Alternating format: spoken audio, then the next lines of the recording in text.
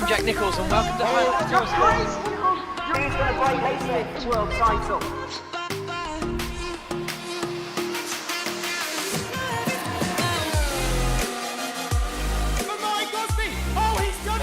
These two go. He's going to do it. His first victory. The World Championship is done. What a race it's been.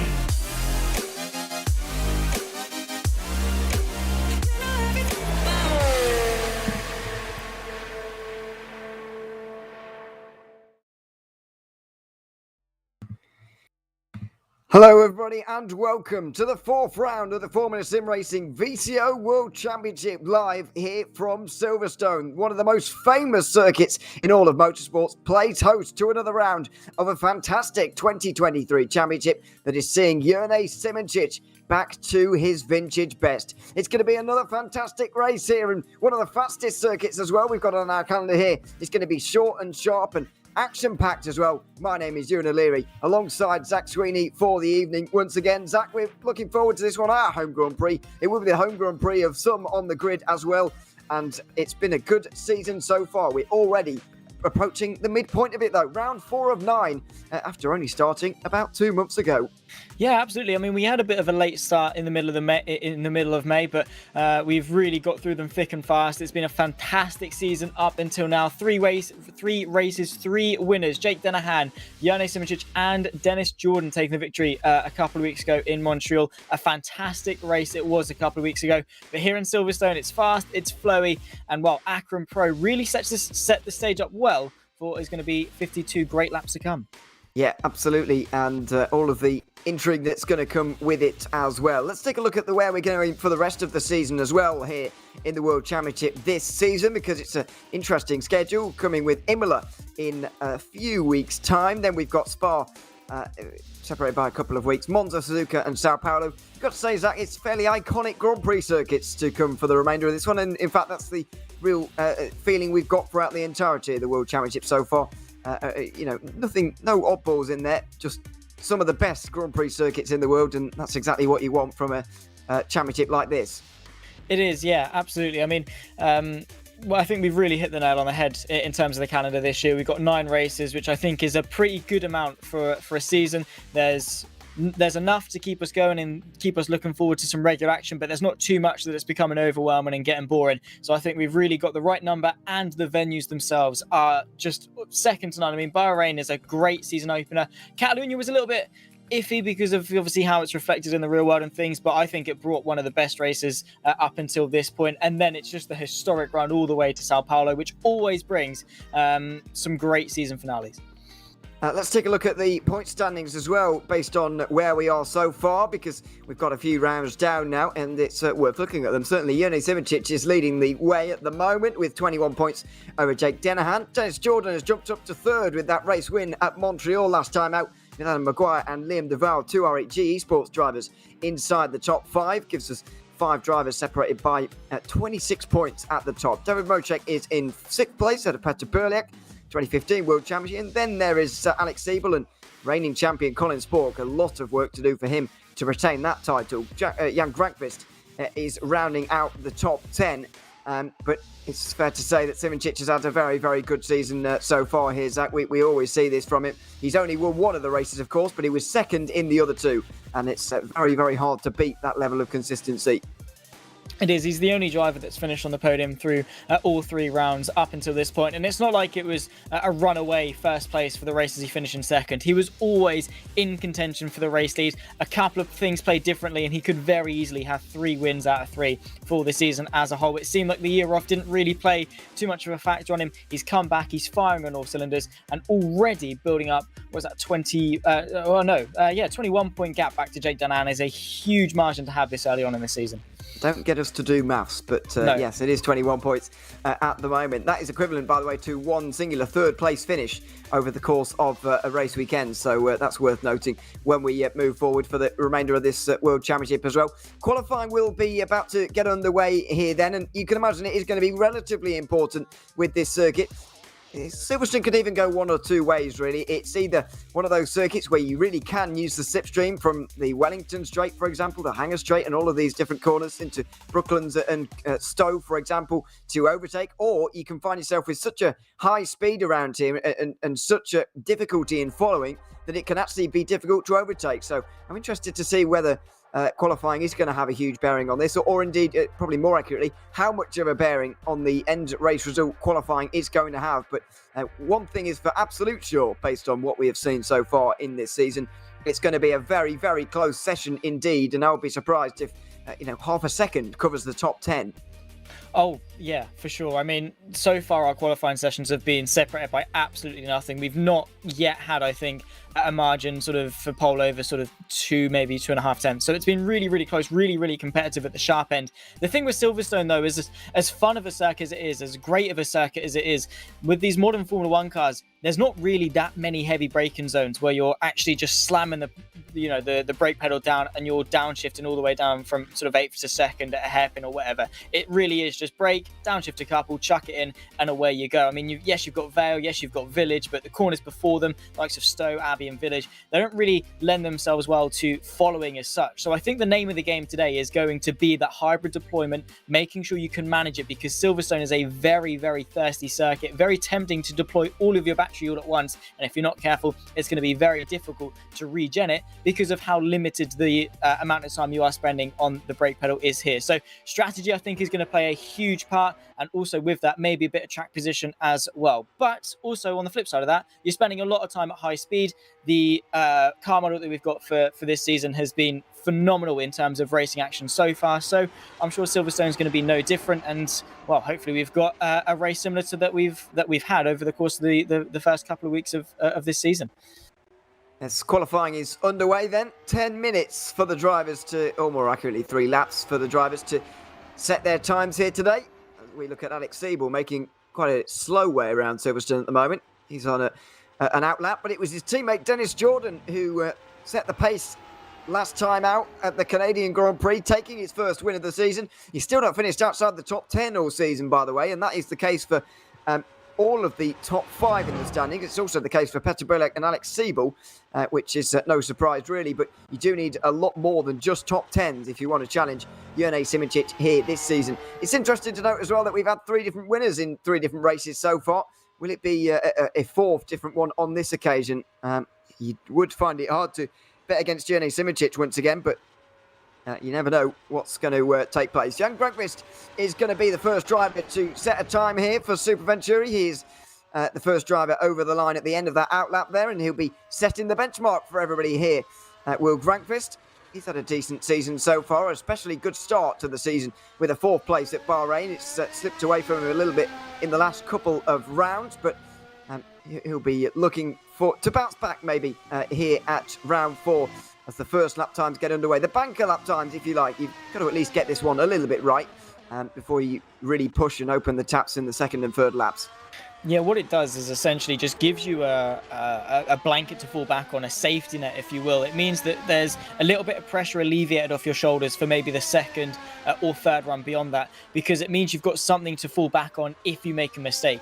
If you make a mistake on this banker run, it means that the rest of your qualifying session is essentially very, very sort of jeopardized, because if you make a mistake on your first one, and then the pressure's on for the second one, and then the pressure sort of makes you make a mistake, then it's a 1-lap shootout, and then you're not going to be able to run at your optimum. If you can just put in a safe lap time in the opening couple of moments of qualifying, it then means you're in a good mindset, you've got a good lap time on the board, and then you can start to build upon that, push a little bit harder, get closer to that limit over the course of the 10-minute qualifying. And around Silverstone, as we said, track position is going to be very, very important, but also making sure you keep it within the track limits as well.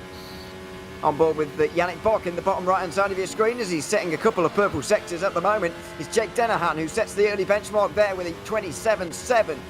But Bock has had his purple sectors stolen away from him just for the moment. It's still going to be a good lap time from the TX3 driver, I think. Out of the final chicane, he will now come to try and get near Zooks, who's actually gone to the front. It's Bock over the line, and it's 2nd by 34 thousandths of a second. Not a bad opening time from him to be pretty near to Zooks. on that occasion. David Mocek gets up to third place as well with that time, and Colin Spork up to fourth. It's 700ths of a second separating those first two rows in that opening round of times, but Jonas Braksok going to ruin that. It's another provisional pole from him. It is. Nice little margin to have as well. Really, really strong lap time, a 1:27.293.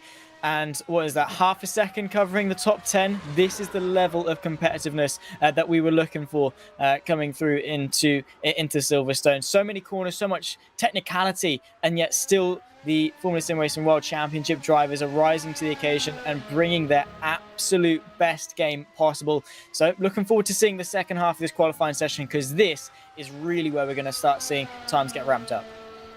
It is, and the excitement is going to increase. Certainly it will be Jonas Braksok's fourth Formula Sim Racing World Championship pole position, by the way. He's been able to do it time and time again. He's finished on the podium 5 times, but he's still never taken that race win. Was of course involved in that early-ish incident at the final chicane at Montreal as well. That certainly put paid to any chances of him winning on that particular occasion. Not that it was likely anyway, but you just wonder when it is going to be his day to finally manage that. But we'll see if it's at the British Grand Prix here today. Another round of times upcoming then, as another set of drivers cross the line. Jake Dennehan is one of them in that little front group there, and he's 6th at the moment. He's up there in the standings as well, of course, is Dennehan after winning at the Bahrain Grand Prix. He is 21 points behind Simoncic. He's going to need a big performance here today. Simoncic is also going to need a big lap here, and we're following him here across the Silverstone circuit. We'll stay for a lap on board with him here. The not reigning, but 3-time FSR World Champion. Looking for an improvement here, because 16th isn't going to do it early on in this session. It really isn't, but good thing for Simoncic is that his good results so far in the season have allowed him to maybe take a bit of a hit. Obviously, he's not going to want that, but it puts him in a position where maybe it's not going to be the end of the world. Of course, it's Jonas Simoncic, and I'm sure he's got something left in his pocket ready to use. It's green through the first sector. That means it's an improvement on his personal best time, but not the best overall. I think Simoncic is going for safety, something to build upon this, maybe just get himself firmly inside the top 10, because, 16th is not somewhere you see the name Jonas Simoncic. No, certainly not. Now the plunge in towards Copse. A real high commitment, high speed corner. The sparks fly for the Burst eSport driver.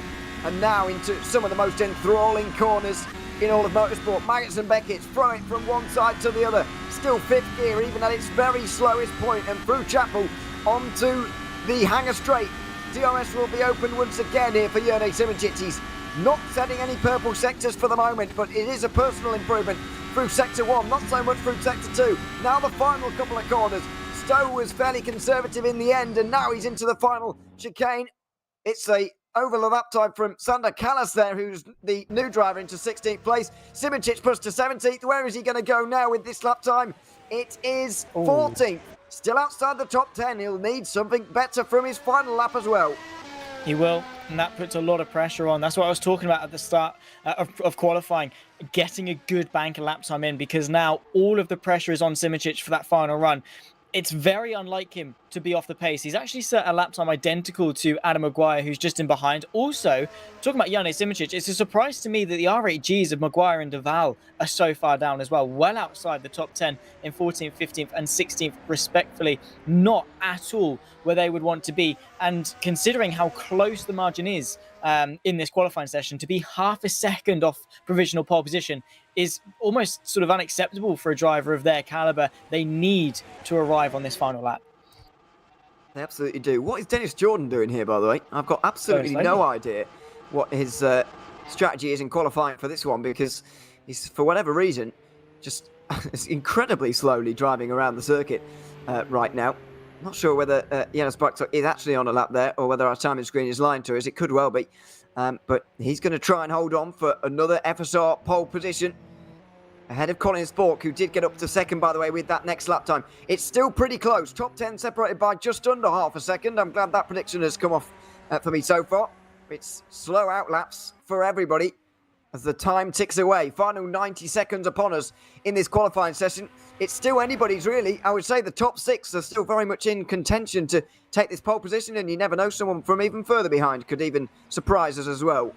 That's what we love to see about FSR. It always does have a bundle of surprises. Here's our provisional pole sitter of Yanis Bratchok. Has really impressed, it must be said, for our Nash competition over the course of this season so far. Not quite been able to really extract, exactly what he would have wanted from the car, but the pace has definitely been there. The potential has definitely been there, and well, looking to bounce back off what was a DNF in Montreal, trying to kickstart his season back into good stead. And well, at the moment, being on provisional pole is definitely a good way to do that. Of course, though, Colin Spork joining him on the front row as it stands, that's going to be very important for him to get a good result out of here, because his start of the season, the reigning champion, really hasn't been strong. Not so far. On board with Jonas Braxop then. This is going to be quite a lap for the Arnage Brabham eSports driver. What a livery they've got this season, by the way. I've got to say, I very much enjoy it. And Jonas Braxop wants to see it pinned on the front of the field in the British Grand Prix. Out on the Wellington Straight and under the bridge, now into Brooklands, one of the harder braking zones on the circuit, but as you can see, it's not that much of a slowdown. In towards Luffield as well, where we've seen some fantastic racing last weekend in the real-life British Grand Prix. We'll see if that is replicated here tonight in FSR as well. I'm sure it will be. The seconds tick away now. It's not an improvement from Braxop in the opening sector there, but there aren't many green or purple sectors hanging about at the moment, Zach. No, there's not. It doesn't seem that people have enough to really improve in these final stages of qualifying. Of course, the track temps are incredibly high, 40 degrees Celsius. At a circuit like Silverstone, these tyres are going to be very, very hot. Of course, they do get a new set every time they come out of the pit lane, so they have to just manage the tyre temps. One slide, one overcorrection, and the whole lap can essentially be ruined by the tyres being too hot, essentially. So you really have to be careful. Bradshaw into the pit lane won't even finish his final run in the session. He just has to hope that no one can improve, and I think he's probably safe in feeling that, because yeah, it's whites or greens everywhere else. It is, unfortunately for everyone. Bock is probably the most likely to improve position here. He only needs to find 0.008 of a second to get onto the second row instead, in place of Zoltzutzit. Into the final corner now for the TX3 driver. Just needs the traction applied out the final chicane, and he'll be all right now. Over the line for Bock, and it will be no improvement. Well, I thought he was going to jump up the order there quite a lot, but indeed does not. Alex Siebel may well do that as well for Ferrari. Dennis Jordan already on the second row. Can Siebel join him maybe? That seems like a tall order, but you never know.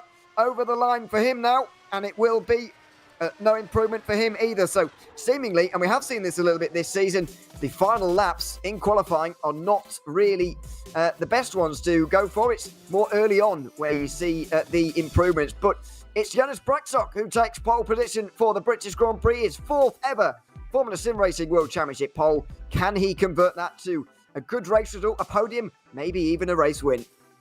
Yeah, well, he very easily could. I mean, again, it just comes down to how good the strategy is. I'd probably say we're looking for a two-stop, 2 on the hard, maybe 1 on the mediums, or maybe try and push it a little bit harder, go for that 3-stop. Either way, strategy is going to play a huge factor in this race, and it's one thing to put a good lap in qualifying. It's another thing to make sure you manage every single one of those 52 laps, because you've got to bring your A game for each and every single one of them, minimize your mistakes, even if it's one small mistake can have disastrous consequences. So it's a good start, but it's not over yet.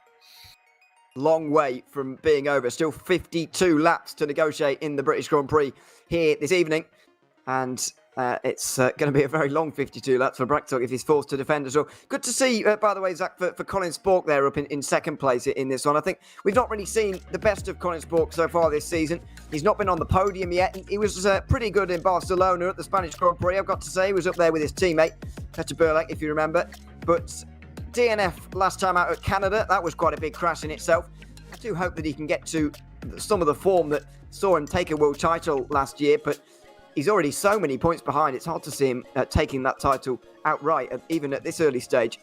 Yeah, absolutely. I mean, you always want to kickstart a season off well, particularly as the reigning champion. Surely that sort of gives him such good confidence coming into a season like this, but it's not been where he would want to be at all. I mean, as you say, Catalunya was a really good kickstart for him to maybe find some new ground, find some new confidence, because his his pace on that day was really, really good. I mean, there were 3 different teams fighting for the win that day, and Alpine were the ones to sort of rise to that occasion somewhat. And then that crash in Montreal, completely of his own volition, completely his own fault, maybe did sort of take a shunt to him a little bit, but I'm glad to see him back on pace here in Silverstone. He took the win for the 2022 British Grand Prix this time last season, and that kickstarted a form of 3 wins on the trot over the course of last season. So maybe we could see a rejuvenation here of Colin Spork. Not that he needs one, because he's already really young anyway. Yes, he certainly is. We're just doing warm-up at the moment, by the way. Just over a minute for Jonas Brachtop to collect his thoughts. Do wonder what Dennis Jordan can do from 3rd place as well. He's in a good run of form. And, of course, we've got to talk about Jone Simoncic. He did improve to 10th place by the end of that session, at least, but that is still a lot of work to do. I do feel like that's kind of the similar region where he qualified at Barcelona, actually, where he still was able to win the race. Admittedly, he did have a bit of negotiation to do on the opening lap in terms of traffic. In fact, he qualified in 11th place in that race win at Barcelona. So, it's by no means over here, but he got a little bit fortunate off the start with at the Spanish Grand Prix. Tom Lartalou, I think it was, who blew his engine on the start and created a whole load of chaos for a few number of drivers. I do think that Simoncic will be able to manage a good result even without that kind of look on his side. He'll probably start with a harder compound early on here, stick with some drivers who are on a softer tyre, and then strike at the very end of the race as he did on that day. But it's by no means easy.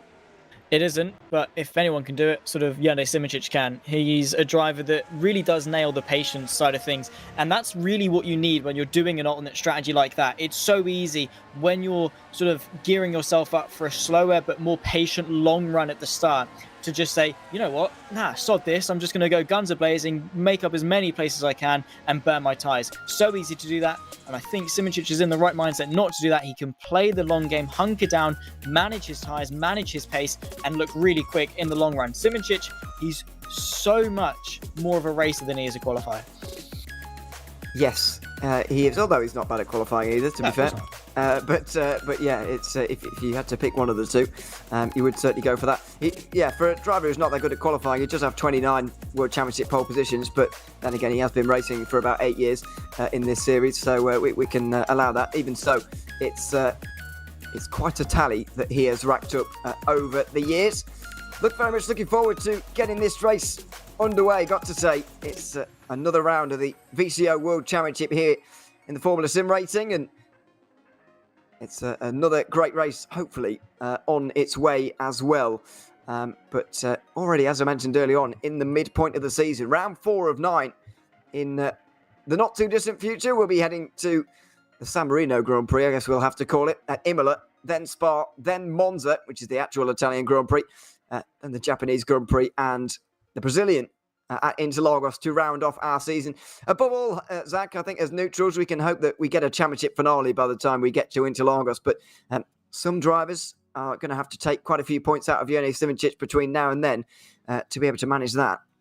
Yes, and that is by no means an easy feat. We were talking that sort of Jone Simoncic over the course of a championship is a really boring driver because he just wins everything and it's just so easy for him to run away with things. So hopefully someone can bring the fight to him, which to be fair, we have had consistent drivers towards the front, the likes of the Ferraris, the R8Gs have sort of been, up there. I mean, we said the entire of the top 5 have been inside the top 10 across the entirety of the season so far, which is good consistency to have. It's just not quite to the level of Simoncic. So we need the likes of Denahan, Jordan, Maguire, Duval to rise up, take some points out of Simoncic. And I think today is probably one of the best opportunities they're going to have at doing that. They just have to hope that Simoncic hasn't got a worldie of a strategy behind him. Absolutely. You never know what they've got in store. For some reason, we are still in warm-up at the moment, as it seems. We're just advancing forward towards the race right now. And we'll be underway very shortly. But it is going to be a relatively short race in terms of the actual time. Obviously, it's the same distance as all the others, but the average speed around Silverstone is very high. As Zach mentioned earlier on, not a lot of slowing down, not a lot of big braking zones, really. And that keeps the speed high, keeps the race very quick as well, although not maybe as quick as Monza that we're going to see for round 7 at the start of September by the time we get to there. Who knows what the World Championship is going to look like in a couple of months when we do that race. It could have changed absolutely on its head. In terms of those drivers who are close to Simoncic in the championship, it's Denahan, Jordan, Maguire and Duval, all separated by 5 points between themselves. Jordan likely with the best chance here in this particular race to actually gain some of those points now. Let's move forward then to the grid for this British Grand Prix, part of the 2023 VCO World Championship. It's Jonas Braksok with his 4th FSR pole position ahead of Colin Spork. Dennis Jordan looking to repeat last time out's race win at the Canadian Grand Prix with 1 at Silverstone. It's Zolt Zooks alongside him. Yannick Bock will be alongside David Mocek on row 3 with Alex Siebel and Jan Krankvist sharing row 4. To round out the top 10, we will see Jernej Simoncic alongside Jake Denahan. Denahan with that 9th position just ahead of the championship leader. Tom Lartelou will be alongside Mark Sluter on the 6th row of the grid. Robin Panzar will be in 13th position and lines up alongside the 2015 World Championship champion Petr Perliak in 14th. Mika Hakimi will be alongside Anna Maguire in not such a good qualifying for RHG eSports after a good Canadian Grand Prix because Liam Duval is in 17th. Sander Kallis is 18th, ahead of Jan Bosnitzer and Damian Skrobron rounding out the top 20. In 21st position, it's going to be Martin Mergley ahead of Matthew Williams, who performed so well in the Pro Championship last season. Jukka-Pekka Lalu was also there with Cosmo Prosciutto there on the 12th row of the grid. 25th position is Kostas Vamvukas with Stavros Muzeidis. Then it's Cam Roger making his first appearance this season in the World Championship. 27th ahead of Paul Auguslana in 28th. And Giordano Valeriano is in 29th.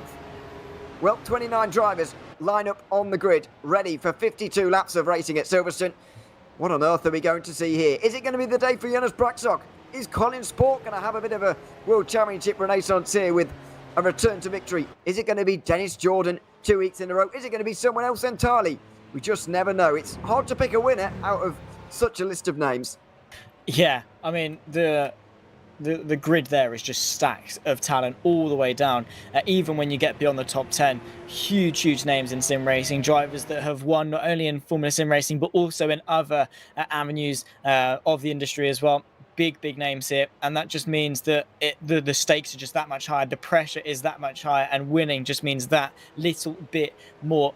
So yeah, I mean, probably the chances are it'll probably be one of the sort of the top 4 maybe that have the best chance at winning. That's natural. They've put the better lap in qualifying, but don't count out anyone behind that because of how crazy these races can get. The curveballs along the way, the track temp, the strategy, mistakes, incidents, anything can happen between now and the checkered flag. So do not count out any possibility. There's still a chance for, well, a good majority of this grid to come out on top if things go their way. But yeah, Braksok is going to be hoping for a bit of luck. Colin Spork is going to be hoping for a bit of luck to come his way to rejuvenate his championship and spark maybe a campaign towards the top. And Jordan and Ferrari, in all fairness, are on a run of form. They had a shaky start to the season and have since really been building up into a strong force. Missed the opportunity to say Spork needing a spark there, but anyway, I'll gloss past that. I'll write it down. Drivers just pull onto the grid, and those at the back, like Giordano Valeriano, having a bit of a job to get lined up straight in their box there, and he's having to reverse and try again here. Well, I don't know if we've ever seen this in the World Championship before. There we are. I think he's managed it at the second attempt, and we will be ready to go racing on this occasion. It's Jonas Braksok and Colin Spork on the front row together, both eagerly looking for that race win. It's the start of the British Grand Prix in the Formula Sim Racing VCO World Championship. And the lights will go out now. It's a decent level start from the front row. Braksok just wiggles away into the lead now ahead of Spork with Zooks and Jordan battling side by side for 3rd place. One of the Arnold's cars goes off a little bit in the background through turn 1 as we head down towards turn 3 for the first time. It's 3 wide with Mocek involved. And Siebel's on the outside, continuing to not let this position go. He'll get to the inside and he'll get 7th, just ahead of Brocek. Then it will be Simoncic in 9th place. He's gained 1 from the opening moments of this race here with Jan Krankvist just behind. It's side by side as Jake Denahan tries to get down the inside of Yannick Bock into Brooklands as well. Side by side between them as they continue into Luffield. It's a clean start from the top 4 or so, but the fight for 5th will continue on. Beautiful racing, it must be said. Look at this. Bock having the inside through Woodcote. Has Denahan got the run to go to the outside of Kopp's Corn? It's been a very clean start. They all settle in single file. No one wanting to risk anything too silly in the opening lap. The yellow flag, though, who's gone off in the background? couple of people, I think. Yeah, Liam Duval and Martin Yeah. Mergley have both gone off the road at Luffield, and we'll, I'm sure, get a replay, a look at that a little bit later on. But opening moments here, Jonas Braxok still leads ahead of Colin Spork, then it's Soltzooks, Dennis Jordan, Yannick Bock, Jake Dennerham, the top six. Alex Siebel got up to 7th place, just ahead of David Mocek, who's now just in front of his teammate. It's not quite the start that Yannick Simitic had at Barcelona, I think it's fair to say. He's going to have a bit more work to do in traffic, but he does at least have a teammate in front of him. He does, and he can sort of use him as a bit of a battering ram, I suppose, to help carve his way through the field. Of course, he hasn't gone backwards. It's still a step forward, a step in the right direction for Yannick Simitic, and still a long way ahead. Do not count him out just yet at all.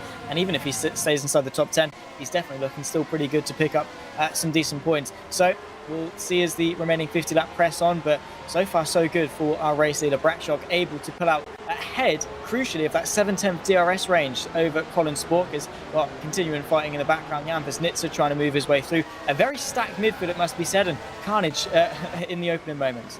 Yeah, very stacked midfield indeed. We've got a few pit callers, by the way. It seems that Giordano Valeriano and Cosme Pasuto were both involved in that incident at Luffield as well, which has set them a little bit further back in the race because they're in the pit lane after only one lap, unfortunately. Just following Vosnitzer here behind Adam Maguire. It's one long line, really, from the front, but Jonas Braxok's trying to make it a line from second place all the way down. The gap extends to just 0.8 of a second at the last line, the last check. Just trying to extend that out of DRS margin, I guess, Zach. It's not a second, of course, in the World Championship any longer. It is a bit smaller than that now, so Spork's going to have to be on his toes a little bit early on here to make sure that Braxok doesn't get away. But even if it was a second, it wouldn't matter because Spork right now is 1.0 away. Braxok has broken the DRS in the opening couple of laps. He has. He's done a brilliant job. Of course, using a bit more of the tyres potentially. Maybe solely to get out of that DRS range. Of course, the 7/10 rule was suggested in order to minimise the chances of a DRS train to make overtaking less reliant on the drag reduction system. But still, Braxok wants to eliminate any chance of Spork, Zooks, Jordan staying in touch with him for a long period of time. He wants to get out in front. He wants to stretch his legs, and he wants to command this race. Once he's gone in ahead and Spork, Zooks and Jordan all settle into their own train, maybe that's when we can see Braxok leaning off a little bit in order to save his tyres. But for now, I think it's go, go, go, get away, and then worry about things later on. Duval and Valeriano, by the way, already out of the race here as we have a look why. This is a replay of the opening moments. You can see Liam Duval on the inside in the orange and blue R8G car. Valeriano on the outside. There's Cosme Pasuto. It's 4 wide for a moment. Goodness me, that was Mergley tipped around in the red car as well. All sorts of carbon fibre strewn across the road there. And I mean, it's hard to really break down what happened there, to be honest, Zach, with so much going on. 4 wide through Luffield doesn't often work, and that's why. Yeah, it doesn't often work. And there's a very, very firm reason for that. There's not enough space, it's too tight of a corner, and there's gravel on the exit, funnily enough. So, yeah, probably not the wisest of decisions, and it was bound to go wrong. But it was just looking at it again, it just happened. There's not really much else you can say about it. It was just one thing led to another, and it was carnage and chaos for those at the back end of the start. A lot of damage, of course, a lot of premature pit lane takers. And yeah, not obviously what we'd like to see, but people trying to make up track position in early stages, and the raceability of these cars just entices people to go for moves like that, and unfortunately hasn't quite worked out on this occasion. There's a bit of a gap here from 6th place to 5th, as you can see. Jake Danahan is just losing a bit of speed compared to Yannick Bock right now, or is at least getting pulled away from. Danahan was going to have to look over his shoulder now at Alex Siebel, who's really close behind, and he will be receiving the DRS on the run towards Brooklands. Will he sit behind and just save for the moment, or will he go for it? Well, I think we've got our answer. Down the inside in towards Brooklands, and Alex Siebel was up to 6th place. He's going to try and get up towards his teammate in 4th there, but the damage may already be done. That's quite a big gap to close this early on. Yeah, it is. It's obviously not ideal, not the way you'd want to open up a race, but you've got to press on. You can't lose hope, as the last thing you want to do is to start demoralising yourself and saying, oh, well, this isn't great. This race is already in the bin. Press on, see what you can do, see what happens. Stick with it. We're only on lap 4 of a 52-lap race. Yes, it's going to be a difficult road ahead, but not an impossible one. So still possibilities for Siebel and those to close back in on the gap. bring themselves maybe back into contention for the DRS. But that's the thing, Silverstone, it's so reliant on straight line speed, on the flow of the momentum. And if you sort of run the risk, as soon as you're at the DRS, it's so difficult, unless you've got a huge advantage like fresh tyres or you're just that much quicker, so much more difficult to actually reclose that gap. So we'll wait and see over the next coming moments. But yeah, it's going to be a tough ask to reclose. It is. He's already giving it a go, though. Denahan was at least able to stay within DRS of him through the Hangar Straight there. We'll see whether he can manage it through the Wellington Straight as well, or will David Mocek be the next one to try and go through on the driver, placed second in the championship at the moment after winning the opening round of the season at Bahrain. We've not seen him on the podium since, but Denahan has at least been inside the top 10 at every round so far. Out onto the Wellington Straight again. He has lost the DRS. Mocek will close in, and it will have to be a bit of a later one. Siebel got this done quite early on in the corner, but Mocek certainly didn't. He has to make the dive, but in the end it wasn't much of a challenge. Denahan is getting overtaken quite comprehensively in the opening moments here. Yeah, he's not looking too great. Is our race one winner. Of course, it looked like it was a new man, Jake Denahan. I mean, he's flying out in front at Bahrain. He obviously won the Stock Car Pro Championship at the end of last year, won the pre-season coming in to 2023. And then obviously won the first race, and we all thought, wow, who is this? It's Jake Denahan, he's absolutely flying. But unfortunately since then, yes, it's been top 10s, which before 2023 were unheard of for Jake Denahan, but I'm sure he's going to be wanting more. He's going to be pressing on and hoping for more that comes his way. But look at Jane Simoncic, he's next on the scene, inside of Stowe, outside line for Denahan. Simoncic can't quite find a way through, but the swiftness that Simoncic has just done on that, Denahan is falling, and he's falling fast. And Simoncic doesn't want to be left behind by his teammate and Siebel as well now. I think Mocek has just been able to grab the DRS of Siebel, and maybe they can work together a little bit to try and catch the leaders, but Simoncic has missed the boat a little bit here. He's allowed a bit of a gap to open up in front as well. It's going to be Sluter who closes in behind as well. Denahan will get the slipstream and the DRS as well of Mocek. Maybe it will be a case of waiting on the lap here for Jane Simoncic. We ride on board with him through the opening sector of the lap. Out of turn 4 they go. And he's way too far back for a move on the Wellington Straight, you would imagine. By the way, worth noting, and the only reason I haven't mentioned it so far is because it's so uniform across the board. Everybody has gone for hard tyres at the start of this race. I hope that we're not going to see one of those races, Zach, where everyone's on the same strategy, but I do fear that might be the case based on what we're seeing right now. Part of the reason the last couple of races at Montreal and Canada were so interesting was because of the variation in strategy. At Montreal, it was the RHGs going a lap earlier, Simoncic and the like going on the on-sequence lap in the middle, and then it was Alex Siebel and Ferrari just going that lap longer, and it really did spark itself into a very interesting dash at the end. Same to a Catalonia with Simoncic being completely in a different race for the majority of it than the rest of the front pack, the likes of the Alpines and the RHGs. And it wasn't until the end that we saw them actually merge into the same race, where Simoncic was able to rise to the occasion and take the victory. Hopefully it's not as much of a uniform race today, because if it is, it looks like Brackchuk has got the upper hand. Hopefully someone can do something different to at least spice things up. Well, let's not speak too soon, because Colin Spork is still only 1.3 seconds away.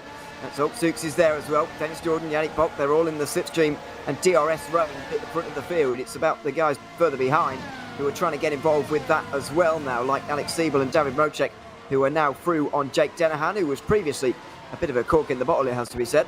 Now no longer the case. Into the first few corners again for the leaders. Simoncic not quite close enough to overtake Denahan, I don't think, on this lap either. He's a bit closer than last time at least, but even so, not close enough, you wouldn't imagine. Here's the run down towards Brooklands. It's going to be absolutely single file between everybody. I don't think he'll be worried too much about those behind him. He's not getting any pressure from behind yet, but Simoncic is in danger of being left behind, and he's not quite as punchy early on in this race as maybe I was expecting. No, not really. He's taken a very conservative mindset. I honestly thought he was just going to send the move into Stowe on Jake Denahan on the first time asking, but he backed off of it ever so slightly. And, well, yes, he's not exactly under pressure from falling behind. He's not exactly doing anything great in order to work his way forward. So unless he acts quickly, his end result is going to be very, very limited. It's a long train, of course. Everyone essentially is benefiting from the DRS, and that is obviously negating the advantage that you get as a chasing driver. You can't exactly make the most of it relative to the car in front. Simoncic has got the advantage over Denahan. Denahan hasn't got the DRS on Mocek, so he should have a quote-unquote easier time of finding a way through. I don't see a reason why he would be conservative. What? I'm just trying to think why he would want to sit behind Denahan. There just isn't one. Go for it, get with Modchek and work your way forwards. I'm not going to doubt Yone Simoncic. I've done it before, and it's come back to blow up in my face on more than one occasion. So you'll learn this, Zach. Do not doubt Yone Simoncic until the very end, until the race is absolutely finished, because you just don't know what he's going to be able to do over the course of the day. Out onto the Wellington straight again for the leaders. Janis Brakstok still holds 1.8 seconds over Colin Sport. Then it's Zolt Zooks, Dennis Jordan, Yannick Bock, the top 5. But Bock has just lost a bit of speed here, and now Dennis Jordan has no pressure from behind. I think Jordan's pretty content to sit behind Zooks in that 4th place right now. There seems to be no rush at the front there. No, not really. It's just all queuing up behind Colin Spork, I think, essentially. And I think uniformly as a pack, not letting Brakstok get too far away. I think they all want to have a bid for the race lead and obviously not to fight too hard, because at the moment it's only 1.8 seconds, but that can very easily grow and grow and grow the more that pack fights. Right now there's no major incentive to go for moves if you're Jordan or Zook, so it's better to just sit behind, chill, save some battery deployment, use the slipstream to sort of ease the load on the engine on the battery, use less hybrid deployment for the same amount of pace, because, well, opportunities like that are definitely few and far between here at Silverstone. So yeah, it's a good thing to have working with those around you, even if you are in direct competition with them. So yeah, looking strong, but Simoncic here right amongst the pack, and he's got a long queue of drivers behind him. Surely it gets to a point where Schluter just says, you know what, no, I'm done waiting around, I want to get in front, and that's the danger Simoncic doesn't want to get into. He needs his eyes firmly planted forward. There's Petter Berliak in the mid-pack as well, 13th place, just ahead of Adam Maguire as well, who's up there in the championship, 4th place at the moment. Liam Duval is the RHG driver up there in the championship, unfortunately, well, they are both up there, aren't they, actually? Duval and Maguire, 4th and 5th. That doesn't mean they're leading in the team standings, by the way, just to briefly allude to that. The Burst Esports team of Modchek and Simoncic are currently leading that one, but it's not a very big margin. Maybe a good fight in the teams championship to come over the course of 2023. This is very much the mid-pack, though, where you kind of stuck where you are. It's been a very quiet opening to this race, I've got to say, in terms of positional changes. And with everyone on the same strategy, you wonder what everyone's waiting for here, because if you do follow the car in front of you on strategy and on the road, then I don't see how these guys intend to beat each other. But then again, we must reserve judgment for a little bit later. Surely they must be planning something a bit later on in the race. Yeah, these guys are a lot better than you and I, so we'll hold our horses just yet. But yeah, I think obviously if you don't overtake them, you're not going to finish in front of them, and if you don't do anything different on strategy, you're not going to do anything to get in front of him. Here comes Simoncic though to the inside of Denahan, once again backing out through Stowe. I don't know, maybe it looks different from his perspective, but from that angle, it definitely looked like almost a done move. At the very least, you know, running side by side with Denahan. If it didn't work, it didn't work. But Simoncic very much did back out of that move. I'm not going insane, am I? Not sure. To be honest, maybe I am. I don't know. I don't know whether he's content to sit here or whether he's struggling right now. I think this phase in the race we'll get our answers to a little bit later on, because we saw this a little bit at the Spanish Grand Prix, actually, if you remember. We were on that one, and he was sat there for a long time. He was just at the back. I know the situation was very different, of course. The guys around him were on softer compounds of tyres, but he was just sat there waiting, and I was beginning to wonder, does he actually have the straight line speed to make overtakes, or is he just sat there, what's going on? In the end, he absolutely did have the speed and won by quite a few seconds in the end, as a result of a real rip through the field at the end of that race. You just wonder whether he's not showing his full potential this early on, and he is really going to unleash that a little bit later on. Oh dear. What we got going on is that Cameron Roger trying to make a move on Jukka-Pekka Lalu, outside line through left field. Come on, let's do it. No bias at all in the commentary booth. Contact as they run their way down the old pit straight. Still going for it. Outside line for Cam Roger. He squeezes the gap, takes the apex. Lalu definitely is going to be not liking Cameron Roger too much, but I'm sure even if it's for P22, the crowd goes wild. Absolutely. Well, we're going wild anyway. Cam Rogers up a position. Lalu is going to have to hold on from Paul August Lana actually as well. Just in behind. Lana's made a couple of places on the start here, I'm glad to say. Looking for another one up towards Stowe Corner in the Visceral car just behind. He's not quite going to manage it in towards Stowe on this particular lap. 1.4 seconds between 1 and 2 though. It's Colin Spork now who's been able to get away from Dennis Jordan now, who's in third place. Zoltzuk has been overtaken in that ground effect car, and by the way, we've got 5 different teams inside the top 5 right now. There is Zoltzuk in the ground effect livery, the purple at the front and the darker black towards the back.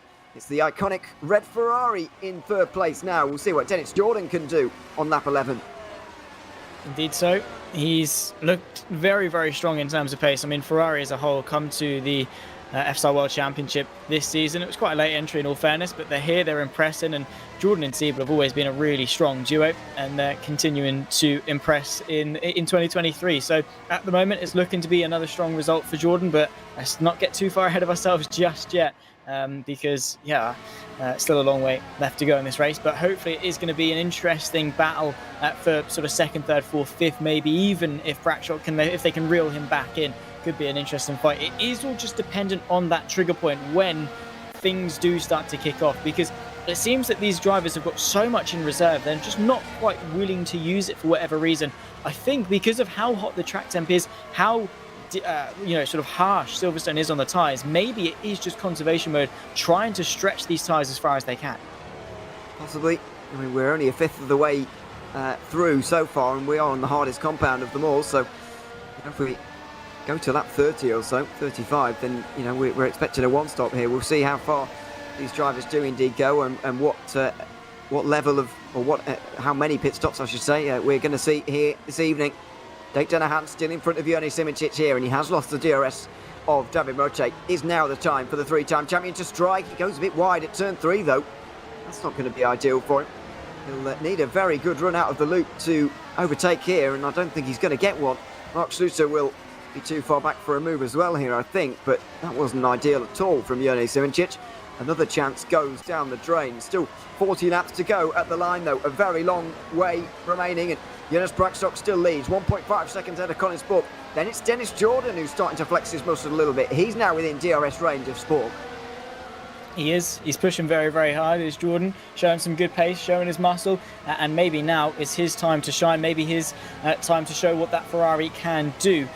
If he just gives it a little bit of oomph at this stage in the race. Obviously, he's running up in third. He's been doing that since the start of the race and through qualifying. But maybe now is his push time. Same to maybe for Yannick Bock for the Virtual Drivers by TX3 machine. He's following Zooks in a very orderly train, trying to maximise the slipstream possible. Maybe move himself up into the top 4. But I suppose it probably isn't that beneficial for Bock unless he is just that much quicker than Zooks, because 4th, 5th, it's a top 5. Yes, it's a couple of point swing, but it's still a top 5 at the end of the day. It doesn't really matter which order it is in. I'd say for Bock, it's probably worth sat behind using Zooks as a bit of a lead car to drive him onto the back of Jordan, but it's not really working. So maybe Bock is going to get to a point of frustration where he says, you know what, no, I'm taking charge and I'm driving onto the back of Jordan. That is if he has got the pace to do so, but it definitely looks that Bock is the quicker of the two drivers based on sort of how smooth he's driving, the apexes he's hitting, the lines he's taking, and this might be his best opportunity to do so. He's already pulled out alongside the ground effect car, and Yannick Bock was not going to need a second opportunity there, even able to pull onto the racing line again before Brooklands, and that is 4th place for him. You do worry a little bit about Zoltzuk now and the pace he's got in this race, because he started up on the second row of this grid. He's now back to 5th place, and all of those overtakes were fairly easy. I'm not so sure Zooks has got the race pace at the moment to really contend with the guys that he's around. No, I don't think so either. Maybe just pushed on his tyres a little bit too hard. Maybe they're overheating. Maybe the setup is a bit too harsh on the tyres. Whatever it is that's not quite to his liking in the race, it definitely is hampering him. Consistency does win overall. Maybe he's waiting for a second wind. Maybe over the course of maybe stint 2 or 3, we'll see him back on form. But at least for now, in the opening stages, yeah, similar to sort of Jake Dennehan, I suppose, and his opening stages, is there's the move maybe from Simicic into Stowe. Has he gone for it? No. Once again, he's backed out. It's always into Stowe, and it never actually worked for him.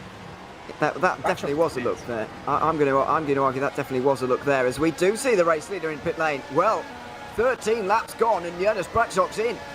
That's only 1/4 of the race complete. And Jonas Braksok makes his way down pit lane. Well, he's going to find himself in a whole load of traffic in this race now. Lalu is also in. There he exits the pit lane. Braxock's going to be in traffic very soon. He's actually found a bit of a pocket here in 18th place, just behind Matthew Williams. And he's got his teammate Mika Hakimi there as well, but he's going to need some drivers to pit here fairly shortly before he ends up losing time trying to overtake some cars.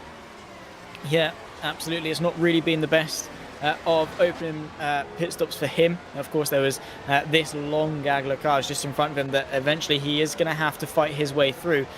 He's going to be hoping that those in front, the likes of Sport, Jordan, Bott, all pit before that point happens, before Braxock loses time, because while he did command that first stint, there's no doubt about it, the fact he's had to pit early and the fact the gap was only 1.6 seconds really doesn't lend too well for him going forward. He's got to make sure that he nails this sort of outlap stint for him before the likes of Spork and Jordan come into the pit lane. But I'm also worrying with each lap that Spork and Jordan go longer, there's another lap they're going to have in pocket that they're going to have better tyres towards the end, and well, it might come back to bite Braxock in the backside a little bit later on, but we'll wait and see. Of course, it does seem like a very early stop on hards though. Sluter now under pressure from Jan Vrankvist down into the farm chicane. By the way, it's late on the brakes for the Venturi driver. That was a close moment between the two. Sluter holds on to ninth place with Tom Lartalu now getting involved. Oh, for Race Clutch, what a slide that was, and a good save as well in that position there. Zuck is into the pit lane, by the way. Recently got overtaken by Alex Siebel, but he's back out onto the circuit again. Braxock also back out, by the way, on hard tyres, already stuck up behind Matthew Williams now, so that could be a bit of a problem for him. But tyre wear seems very, very high around here. You wonder how many stops we're going to see today after this. Yeah, well, obviously I spoke to Cam and he said that he's seeing 2, maybe 3, which seems feasible, maybe even more if people are starting to struggle. Who knows what's to come. The track temp is high, the tyre deg is high, these guys are pushing it very hard. Maybe it's got something to do with these long trains sat in turbulent air for so long, warming the tyres up a little bit too much, scrubbing them a little bit, overcorrecting. Whatever it is, these tyres really are not having a fun time around Silverstone, and the fact that the hardest compound of tyre only is lasting 14-15 laps just tells you to say at some point they've got to go onto the mediums, and they're going to last even less time. So yeah, we're in for a very interesting race in terms of attrition. I think it is just going to be about tyre conservation and making sure you are on the right tyre at the right point. Now take down a hand once again, towing a group with Simičić, Sluter and Grankvist. Very close on the run up towards Stowe on that occasion. Simičić with a bit of a slide and a late call to the pits for Sluter there for the TX3 team. He will be changing tyres for the first time this evening. Colin Spork still leads then. Dennis Jordan just half a second behind in the Ferrari. It's very, very close between the two, but Braxock is out there on his own trying to make some speed while he can. He's up to 15th now and still in clean air because Matthew Williams has just pitted before Braxock could get there. And the next one up is, of course, Hakimi, his teammate, who probably won't make life too difficult for Braxock. If he does pit, after Braxock catches up, he will probably lift off and just let him through. Chances are he'll probably be coming in the near future anyway. But Braxock, has got a decent bit of clear air to hit from here to push with, and make the most of those fresh hard compound tyres while he can. But it's not just Hakimi he's got to be worried about. It's Skovron, Vesnitsa, Maguire, Lartalu, all in front of them as well. He makes sure he needs to sort of not get held up into and hope that they come into the pit sooner rather than later, because the absolute last thing that he wants, being on this pitting earlier strategy, is to get held up in traffic, is to lose that small little advantage that he had in the opening moments. And meanwhile, obviously, Colin Spork and Dennis Jordan, while yes, they are on older grading tyres, he might still be able to just about either maintain or even close in that gap, limit the damage, and they're still going on for another lap. The difference between Spork and Jordan and their tyre wear versus Braxock is crazy. What are we on to now? 3 laps more than Braxock? Yeah. 3 laps more now, and are we seeing now the difference between a 2-stop and a 3-stop strategy here this evening? Is this a 2-stop from these guys, whereas Braxock's going for the 3? Into the pit lane for Lartalu, Vosnitsa and Hakimi now. So that's another few drivers out the way of Braxock, although the Hungarian did get through on his teammate there. Now there's trouble, and it's a Burst eSport driver as well, who won't be particularly helpful. Wojciech and Simičić will stand to gain from this if Braxock gets stuck up in traffic, but it won't be for too long. Damian Skovron here is kind of on his own in 11th position. I would imagine Bradshaw will be able to get through on the exit here. It's not a fantastic run out of the loop, but he will get the DRS here, and he won't have to use too much hybrid power to get up into that 11th position. So that was fairly easily dispatched of, and so far, he doesn't seem to have lost too much time. Fortunately for him, of course, he just needs to make sure he's not burning through his tyres too much and not losing too much time, and that he can make the most of those higher compound tyres while they are fresh. Because if he is going through a 3-stop, that is his aim. Make the most of the pace of the tyres while they last. Not doing as much conserving relative to those potentially on a 2-stop. The last thing he wants is to work hard for overtakes relative to those around him. So, yeah, Bradshaw, it's not ideal, but he's made the most of this pocket of cars that he's found himself into and still been able to keep a high minimum speed up. Can you believe we've got a new tyre compound out on the left-hand side? Wow. I certainly can't. Jan Bosnitzer is on the medium tyres. What is he doing? That's the most interesting call we've seen so far today. The fact that they've selected the yellow wall tyres as opposed to the hards, which have been so widely used so far in this race. Further back, there he is in the Netrex GP car. 20th position, pretty much on his own, trying to catch up to Tom Lartalou just up in front. Dennis Jordan now leads then. Colin Spork in second position, but those two with pretty much an exchange of places. It's fair to say, though, that Dennis Jordan is in quite some form at the moment. Winner of the Canadian Grand Prix, now looking strong in the British Grand Prix as well. Of course, yeah. Both of them have naturally had high amounts of tyre degradation as well. So it seems this is the environment that Jordan starts to thrive in. He's looking very, very strong. And hopefully, for him, of course, he's going to be able to take the second one of the bounce and become the first repeat winner of 2023. That would be something. Or are we going to see a fourth? Is it going to be Sport, Box, Siebel, anyone else that can rise to the occasion and do something similar? At the moment, following on with Jan Grankvist, who is looking quite eager to find a move on Jake Danahan, who's not been looking too great over the course of the start of this race. Also, Grankvist ahead of Simoncic. Was that Grankvist getting ahead of Simoncic, falling backwards, or was Grankvist always ahead of Simoncic? You tested me there as well. I think Grankvist has gotten through on Simoncic there, actually. But we could be wrong. I think that's the case. So Schroeter has gotten in front of Mercedes, by the way. That's very wide from Van Vukas through Kopp's corner. All is well there, though. Nothing particularly untoward. Bit of DRS down the hangar straight for a few more at the front. And now there are more pit stops. 18 laps complete, and we're pretty much at the 1/3 mark. And now there are more stops for Jordan, Spork and Bock. The top three all into the pit lane. They'll be behind Bradshaw at the time, you would imagine. But it's very much the time to come into the pit lane, and maybe not a great idea because it's going to be pretty busy. Bock is going to be side by side with Spork here, and Dennis Jordan has gotten out quite a long way in front of them. Bock's going to have to just back out of this as they exit the pit lane, but Colin Spork has just lost a bit of time there in the pit stop phase. Bradshaw miles in front, and Zolcic will close up on them actually, in fact, as well. But it will be Bradshaw, Jordan, Spork, Bock and Zooks, the top five, as they run right now when the pit stops cycle themselves out. Brilliant stuff from Jordan to grow that margin. Same too for Bock, to be fair, to close the gap to Colin Spork. But yeah, Bradshaw, and obviously the undercut for now is working. The tyres that those that have just come into the pit lane on were not great. And Bradshaw was still able to make the most of them. But what knock-on effect is this going to have?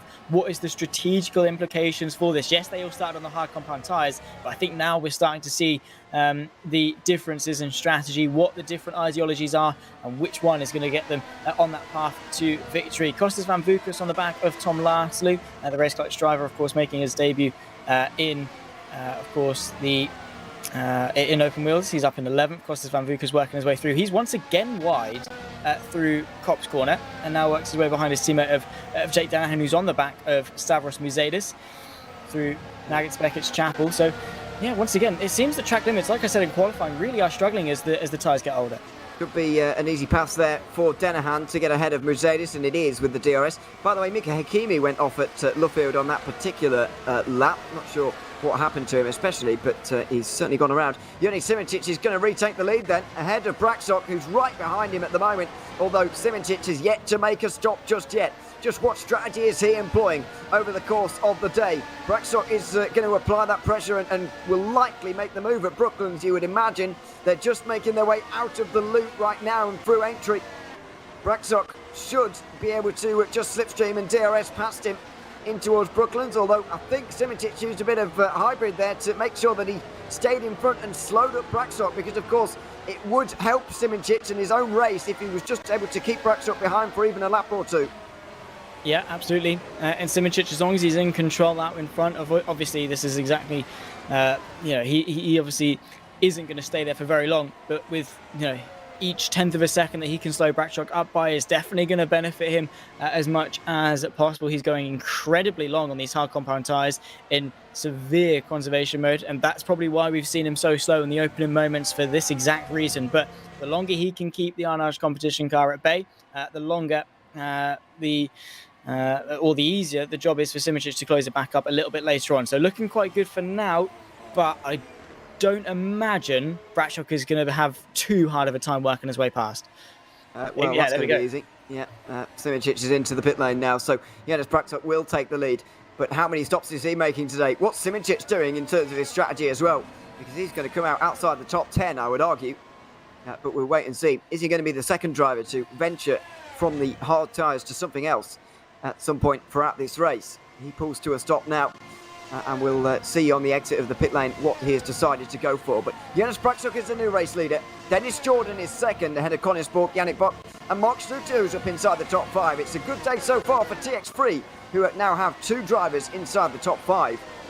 Look at them go. Yeah, really been a good race for them up until now. Bock and Schluter have really impressed in terms of their consistency and just their overall pace, it must be said. Of course, Yannick Bock has already been able to take 2 top 10s so far this season, in 11th place in the championship, so definitely a very strong start for him. Schluter is yet to get inside the top 10, so to sort of get himself inside the top 10 with the top 5 would be just that little bit better for him, and extra points for TX3 as well. So far so good for them, but again, with the strategy still to come and everything that is still in store as we sort of approach the second half of this race, nothing is set in stone until we cross the checkered flag.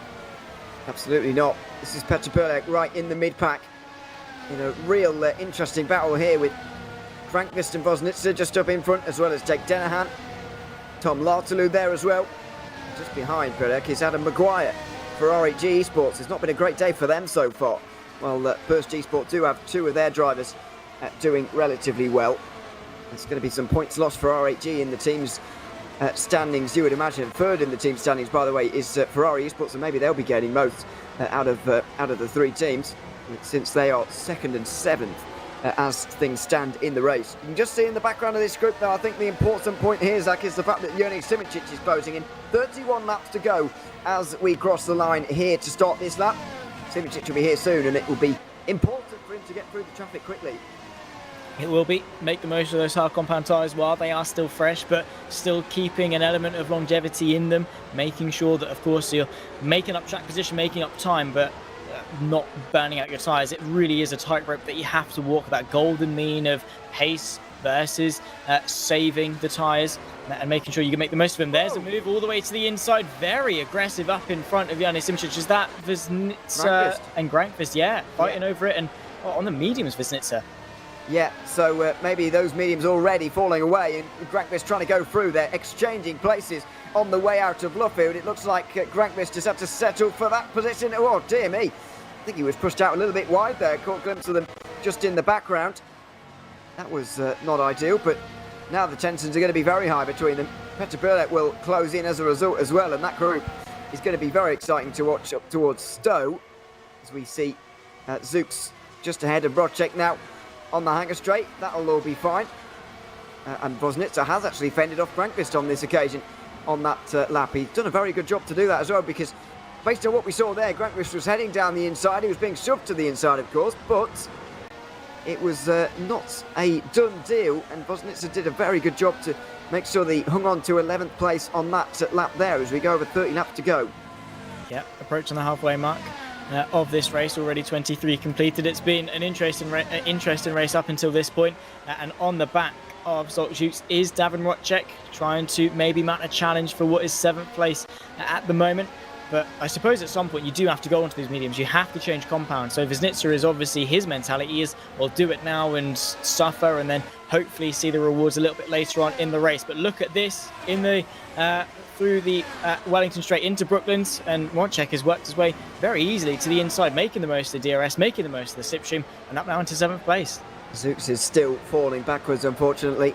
It's been a good qualifying from the ground effect sim racing driver, but not so much of a good race. Unfortunately, Sander Callas, by the way, is already out of the race as well for ground effects. Not sure how he's DNF'd actually, but it's been a difficult race for them so far, only losing places as opposed to moving forward. Adam Maguire still embedded in this battle at the moment in 14th place. He's got Burlek, Grantquist and Woznitzer just up in front of him right now.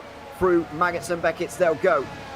And I don't think any of them are close enough to any of the others to have a move in towards Stowe Corner for the moment. So we're very much in a waiting phase of the race all over again, although we're about to hit the halfway mark. And Yedis Buckshot might well be in all over again. It only took him 13 laps to make his first pit stop. Now he's completed another 10. Absolutely. I mean, surely it's got to be a 3-stop for him, because there is no sort of sense of tyre conservation in that Arnage Brabham eSports machine. I mean, the start that he had told you almost everything you needed to know. He just flew off the start, maintained that gap for the rest of the course of the stint. And I think it was that initial getaway phase that did damage Brakshock and his first stint. Maybe this one has been a little bit, leaning back a little bit and saving them more for a longer second stint. But well, with the way he's going, he's definitely going to struggle. But is it necessarily the wrong way to do things? Could this still work for him? Could being aggressive and taking those short stints still come out on top? It all depends on how he's managing the pace and how fast he is going. But, well, that's another thing entirely, because this midfield is absolutely intense. Tom Lartaloo searching for another place forward. And, well, Zooks is hoping that he doesn't fall back another place. In terms of Braxton, though, I do worry a little bit that he's going to find himself in this region of the order in the midfield, as Lartaloo just gets through on the straight there on Zooks. That was a bizarre overtake, but he's managed it. And now Zooks is wide at Cops. Denham will be closing in now, and it could well turn from bad to worse here for Zooks, and he could be outside the top 10 very, very quickly. Lartaloo is in 8th place, then he's looking good in that place. Will Zooks be able to hold on to this and towards Stowe? I think he will just have enough on this particular lap, but now there's Dennehan right behind, and I think Dennehan will want to turn his race around a little bit. He's spent quite a lot of this race being overtaken so far. Maybe he'd like to perform one himself. Yeah, maybe it's better for him to finally get one going forward, and maybe, I don't know, start something new. And I'd say the perfect person to do it, no offence to him, is Zooks at this stage in the race. He has been tumbling backwards, lost a bit of momentum, so Jake Dennehan trying to work his way forwards. I mean, he's now back into the DRS range of the ground effect sim racing machine, and could very well easily work his way up in front. Zooks is obviously going to try his best to keep the DRS of Lartaloo in front to defend that position. But here we go, Alex Siebel on the back of Mark Schluter. And that will be a move for 5th place. Fairly easy for Siebel in the end. He won't need too much hybrid, you wouldn't imagine. Well, he had the DRS and certainly needed it as well. He's up to 5th place then in a fairly easy move in the end. Don't think there were other changes up and down the order. That was the only overtaking towards Brooklands on that particular lap. Now Siebel can set his sights further up, but Ferrari eSports are having a really fantastic race at the moment. Dennis Jordan second, looking on course for a challenge to that race win, and Alex Siebel another solid top 5 from him. Yeah, as a duo, they've really just hit the ground running in 2023. I mean, they have done throughout their entire career, obviously through previous seasons and things, but especially this year at Ferrari. I mean, what was it? 8th place for Siebel and then 5th for Dennis Jordan in Bahrain. Already 2 top 10s to kick off the season. Yes, it maybe wasn't winning ways that they'd like to be, and then straight away, of course, I mean, again, a slow one in Spain, but then boom, in Montreal. It was so good for Ferrari as a whole. Their strategy was perfect. Their consistency was perfect. Ducking and diving as well. Grantquist trying to move his way past Woznitzer, and Woznitzer on Zooks as well. But yeah, Ferrari have just been looking so strong. They're going from strength to strength. And if Jordan can solidify a second win in a row, that is putting their nail in the coffin that they need to be taken seriously. Alex Siebel, by the way, has finished outside the top 5 3 times in a row now. In the World Championship, which it didn't happen at once during 2022, by the way, and has never happened in his World Championship career either. He's only had a few finishing positions outside of the top 5. In fact, the most he's had in the whole season is 3, and that was back in 2020. And here's a statistic as well for you, by the way, on Alex Siebel, as we see all kinds of battling here with Zooks getting overtaken by Dennehan, Woznitzer, and now Jan Grantquist as well. Nicely done round the outside at Brooklands. Alex Siebel has yet to finish outside the... Oh no! Contact! And Grantquist goes around into the grass. We'll get back to that because That was definite contact there, and it's all kicked off now. Adam Maguire is going to try and make up places as a result. He's looking towards the inside of Perlek and Zooks, who get through on the ground effect car, but Grankvist is going to be pretty unhappy about all of that. Oh, indeed he is. That is not the way you want things to go down. That is for sure. Are they going to go side by side into Maggots and Beckett? I think they thought better of that one, and rightly so. Not the way you want to be going about things. Was that Simičić on the inside of Zooks? I think it might have been. Yeah, it is. Now he's pulled out through Chapel and through the hanger straight. He's worked his way ahead and up into 13th place. But yeah, a close call. One that could have very easily gone a little bit more haywire. Able, all of them, to continue on. But yeah, Grankvist definitely is not going to be a happy bunny. It's given Simičić another position there, or another two positions actually, without actually having to do anything. But now Adam Maguire is in front of him, and that's not going to be an easy one. Maguire will want to hang on in front of Simičić for as long as possible. 25 points separate them in the championship so far. 25 points is worth a second place finish in one of these rounds, by the way. How quickly is Simičić going to be able to dispatch of these drivers now? We know that he's on a slightly different strategy to some of the others, and might even be running for another 10 laps in this race, maybe more at this stage. We'll wait and see on that. No change in George Brooklands on this occasion. And we'll just finish my Alex Siebel's statistic, by the way. He's not finished outside the top 10 in an FSR World Championship race since the 29th of March 2020, which is nearly 3 years and a half ago now. I can't see that statistic being changed here, but it was at Imola where we're going to next, so maybe that's a bad omen, I'm not sure. Well, I started in FSR in March of 2021, so yeah. I mean, obviously I haven't been here for that long, but it's 3 years is a long time to sort of have that. So hopefully he can sort of regain some form, find his way back up. And I think obviously he's been doing a great. He's had the potential this season, of course, just not quite been able to convert it. And I think he's definitely got it. And Brackshock into the pit lane. What is this now? He came in on lap 13 for the last stint, and now 27 for this one. So a little bit longer, but still not great. And still an absolute three-stop. Now, is Simičić going to be in front of Brackshock or not? I think he will just sneak in front, but there's going to be a lot of motivation for the Hungarian to get through, and the new tyres will help him as well.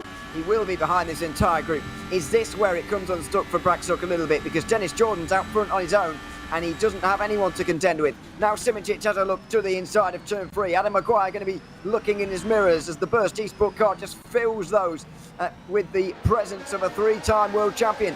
Out of the loop now, turn 4, onto the Wellington straight towards Brooklands. Not a very deep braking zone for Simičić to get the move done, and it won't be deep enough for him to get into 11th place. He stays 12th as Brackshock comes out in 15th place, only 4 or 5 seconds behind.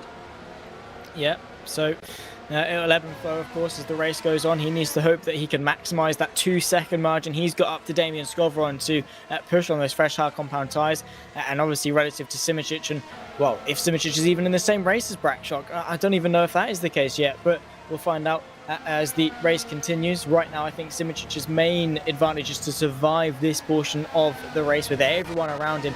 I'd say he's going for 2 longer hard stints to then be able to maybe, not necessarily push, but have that shorter medium stint towards the end, potentially for Simicic. So we'll wait and see on that front. We can make predictions all we like, but for now it does seem to be working for him. He's got some good pace, good longevity in those tyres. Into the pit lane comes, is that Jan Wisnitzer off the medium tyres? Was that Jake Danahan coming in? Oh no, it's Wisnitzer, yeah, because he's just cut across everyone. Yeah, into the pit lane and very quickly getting rid of those medium tyres. He certainly is, and you can not blame him at all for that. Over the line again to start lap 27. Adam Maguire with a whole load of pressure from Simicic. Oh, and into the grass slightly. Off road, of course. Simicic hangs on, but Grankvist will be very close behind now. That was quite a moment for Simicic.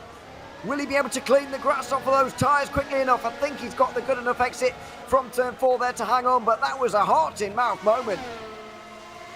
It was so scary, so close, especially at those speeds. Onto the grass can very quickly end your race if you're not careful. Well controlled, and well, going to be a nice big breath of and a sigh of relief, I suppose, that didn't go as wrong as it did, because of how sensitive these open wheel cars are, how easily things can go wrong, the power through those rear wheels, and how slippery the grass can be at times. I think, yeah, he can definitely breathe a nice sigh of relief and just relax now, bring his heart rate back down and settle back into this race.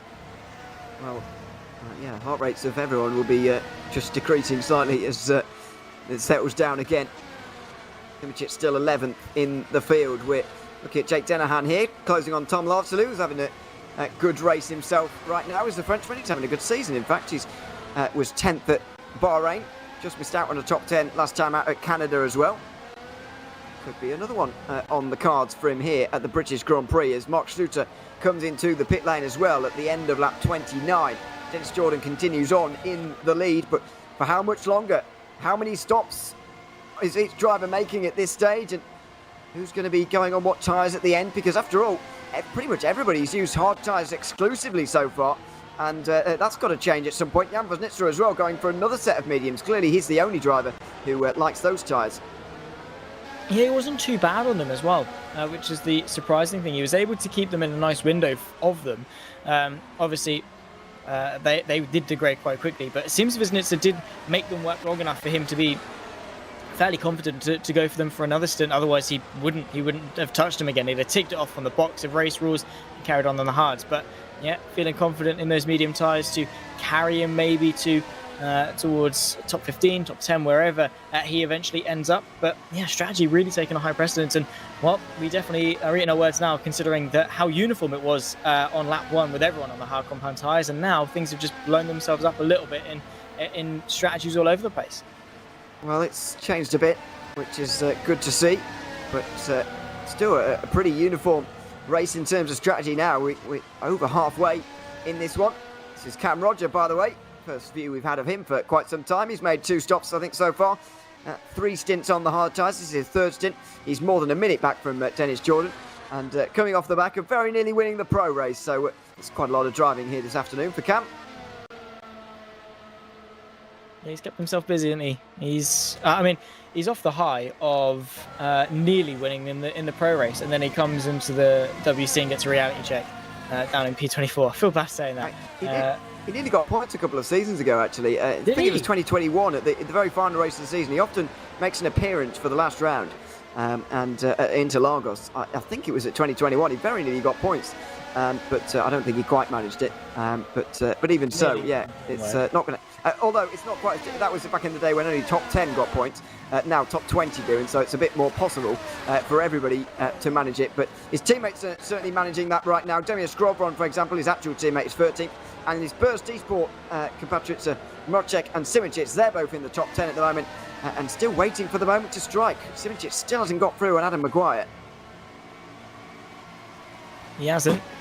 But, well, yeah, I mean, he's been sat in the wings for quite some time and waiting for an opportunity. But Simicic has really played the passive game today. He's not been so proactive in making overtakes and going for those, do or die moves. I mean, he backed out with a couple on Jake Dennehan a little bit earlier on through Stowe.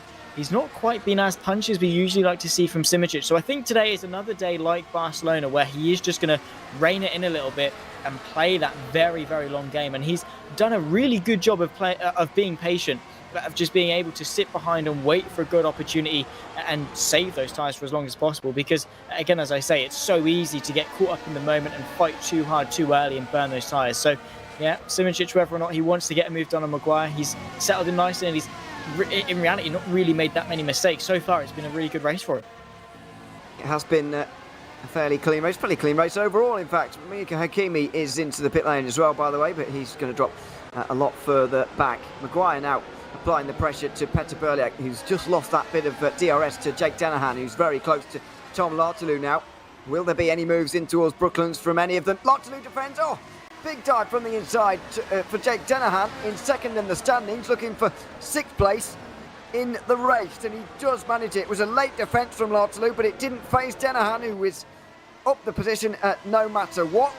He wasn't going to be denied there, was he? He was willing to do pretty much whatever it took. Oh, absolutely.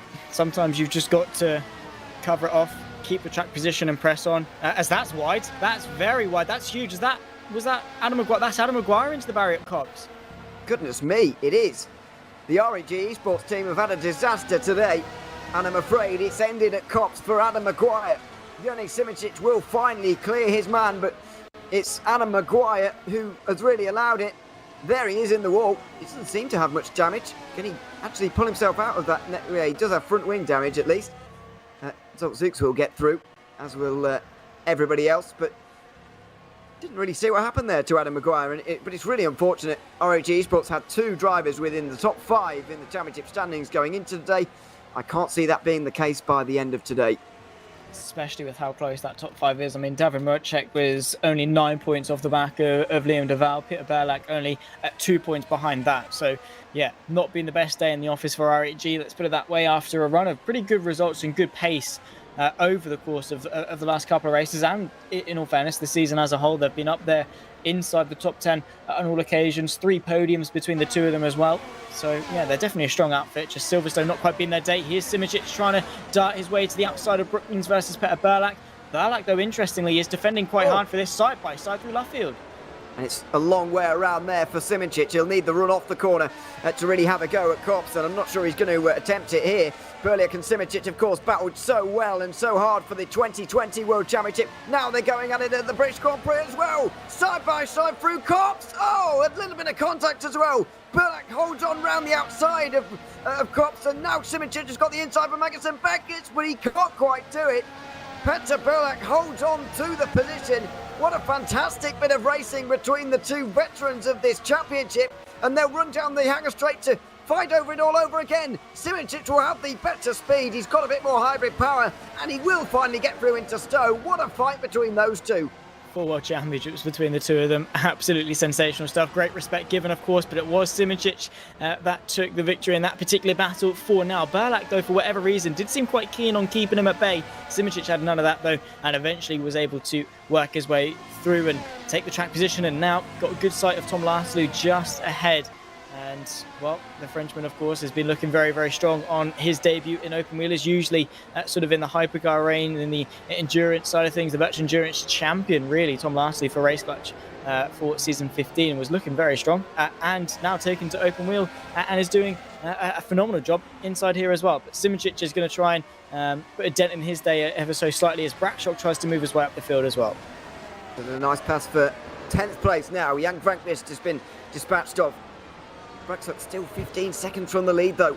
And if he's making an extra stop here, he does need to get a bit closer to the likes of Dennis Jordan and Colin Spork. Because as of right now, he's nowhere near close enough to be able to benefit here. Unless, of course, he's making the same amount of stops as those he's running with or was running with earlier on. Can't see that being the case, though. He's getting stuck in a bit of traffic now. Petter Berlak just up in front of him for 9th place. And Brakshock will gain through Magnussen Beckett's the better line, in fact, as well as the tyre grip, you'd imagine. Berliak seems to be struggling a little bit in terms of hybrid power as well, and so Brakshock is going to be easily getting through. The Alpine Esports driver really struggling for straight line speed over the last couple of laps.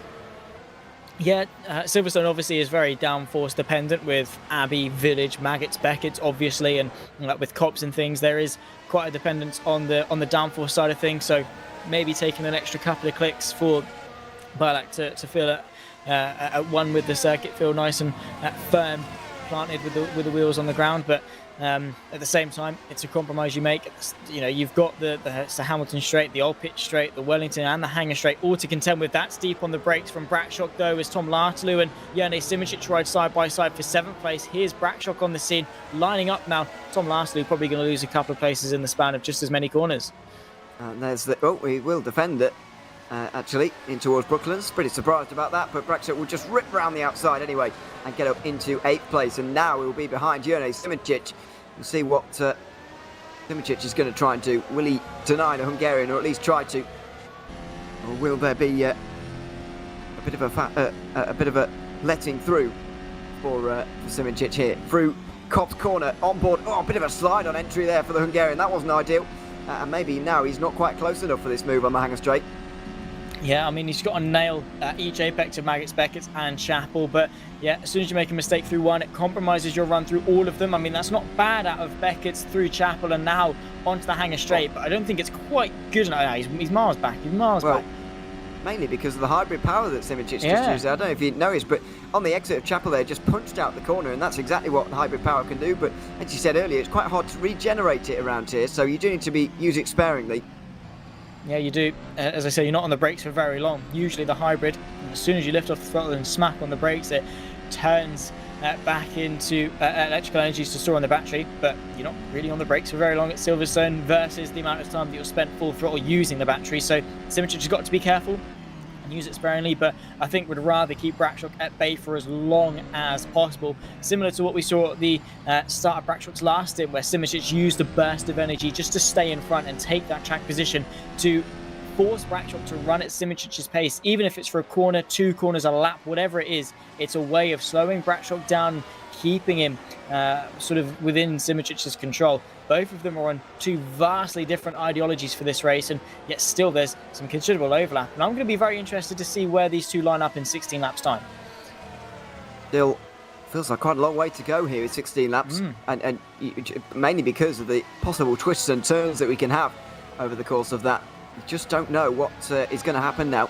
Simic has caught up to Jake Danahan a little bit here. I wonder if he's going to put off this overtake of Brakshock by making an overtake of his own here at Simic on one of his main championship rivals. But you could argue that Dennis Jordan is becoming a much bigger championship rival here this season. He's 22 points back coming into today, at the moment leading this race by quite some distance and nearly 13 seconds in front of Simic even at this stage. He'll go over the line again in a couple of moments' time to start that 16 laps remaining.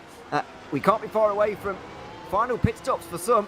I think Brakshock has got a lot of work to do here. I mean, he's led this race for quite some time. He's had the pole position as well, but he's got a lot of overtakes to make and quite some time to make up as well. Yeah, I think Jordan, Spork and Bok really do have control of the top 3 in this race. I mean, I'm sure something will happen where I'm proven wrong, but Brakshock has got a very difficult task ahead of him if he wants to come out on top in this race. I do think the pushing harder, taking more pit stops probably wasn't the better idea to go for, and that might be coming to bite Brakshock in the backside right now. Yannick Simicic on the back of Jake Danahan, flies past him to the inside of Brooklands. Danahan the outside line, that's a tight gap to pinch on the apex. Now outside line through the left field. Simicic not quite able to find a way through. Danahan keeping him at bay. Simicic there, that was more punching than we've seen, and a healthy chunk of hybrid as well. You can see that the urgency has now just been turned up in the final third of this race or so. Brakshock will close in a bit as a result, but Simicic wasn't quite able to make the move there. Now Brakshock really does close in, and maybe there will be a chance for him at the end of the hangar straight now. Simicic, as he says, got to be a bit careful with the hybrid energy he's using. If he's just utilising it a bit too much, then he'll struggle for it at the end of the race, but we know he's so good at conserving it. He was especially good at that at the Spanish Grand Prix, had a lot left to use, and in the end that's what helped him to a race victory ahead of plenty of other drivers like Adam Maguire, Liam Duval, for example. Both RHEs were there, both Alpine eSports drivers were there as well. He's very, very good at keeping that under wraps when he needs to. Over the line again. Brakshock's very much here now, so Simicic is in the awkward position of overtaking and trying not to be overtaken at the same time.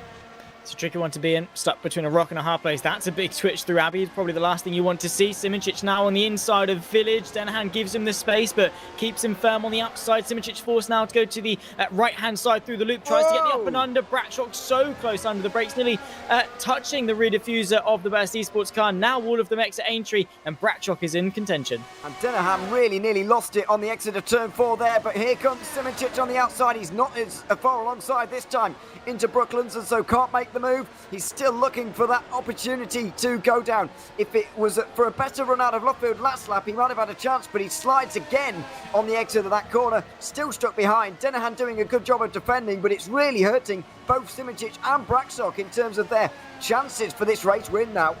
It is, but he's doing such a good job of keeping them behind. It's making for such a good battle between the two of them. But I'm sure Simicic and Brakshock are going to be equally as frustrated. Simicic wants to get in front and hope that Danahan can sort of keep that defensive set up as long as possible to keep Brakshock at bay and allow Simicic to get away. But look at how much closer Brakshock is to Simicic than Simicic is to Danahan, nearly going for the move into Stowe, but they're still 6, 7, 8 as they were. Danahan from Simicic from Brakshock into the pit lane comes the Slovenian. That's for his final stop of the day, and this is going to be his mediums.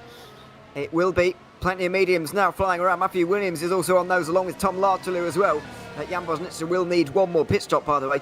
I wouldn't say he's the net race leader at this stage in the race. We've also got the race leader, the actual race leader, Dennis Jordan, into the pits with Colin Spork as well. And now Yannick Bok is leading the race for virtual drivers by TX3. He's just ahead of Alex Siebel. Then Jake Dennehan and Jonas Braxtock's battle for third place, followed by Jordan, who makes his way out of the pit lane again. And what tyres has he gone for on this occasion? It looks like mediums as far as the timing is concerned. I know the graphics don't say that just yet. We'll find out which one is lying to me in the next few moments. But Bob leads the way. We'll see how long this lasts for, because you'd imagine the final pit stops are very much upon us. Yeah, indeed. So, closing stage of this race, they just want to minimise the amount of time they're spent on those mediums, because obviously of how high the degradation is. The longer you can go on the hards, the easier time you're going to have on those mediums. So, making the most of them and making sure you're not coming in too prematurely, of course. But only 13 laps left to go in the fourth round of the Formula SimRacing VCO World Championship. It's been such a good run up until this point for the British Grand Prix. The strategy's been all over the place, and still it continues. Here's a fight for 16th, Mika Hikimi versus Damien Skovron all the way down here. Skovron on the mediums, surely going to make it light work. Maybe not into Cops though. Well, we had a look in towards Cops, but yeah, didn't go for it. And we'll stay in 17th position for the moment. This is just behind Petr Burlek, or a few seconds behind Petr Burlek, as Bot and Siebel come into the pit lane. We're still 13 laps remaining. Jake Dennehan is in as well. We see how long Jonas Braxtock continues on now, because he's only got one stop remaining. Will he be able to push this on long enough for him to go on the soft tyres at the end? I think that might be a bit of a stretch, because as we've seen, tyre wear has been quite high today. Yeah, I'll be honest, I doubt the softs would last maybe a lap or two. Maybe that's a bit extreme, but you'll probably start to feel them at that stage. With how hot it is, they'll just melt on the track surface. So medium probably is the safer bet, just to be able to actually get the potential out of the tyre rather than stressing about overheating them as such. But Colin Spork has been flying today. He pulls out to the left-hand side of Schluter and gets his way back onto the podium. That is not really the person he wants to fight with. Colin Spork's only aim, tunnel vision onto the Ferrari of Dennis Jordan.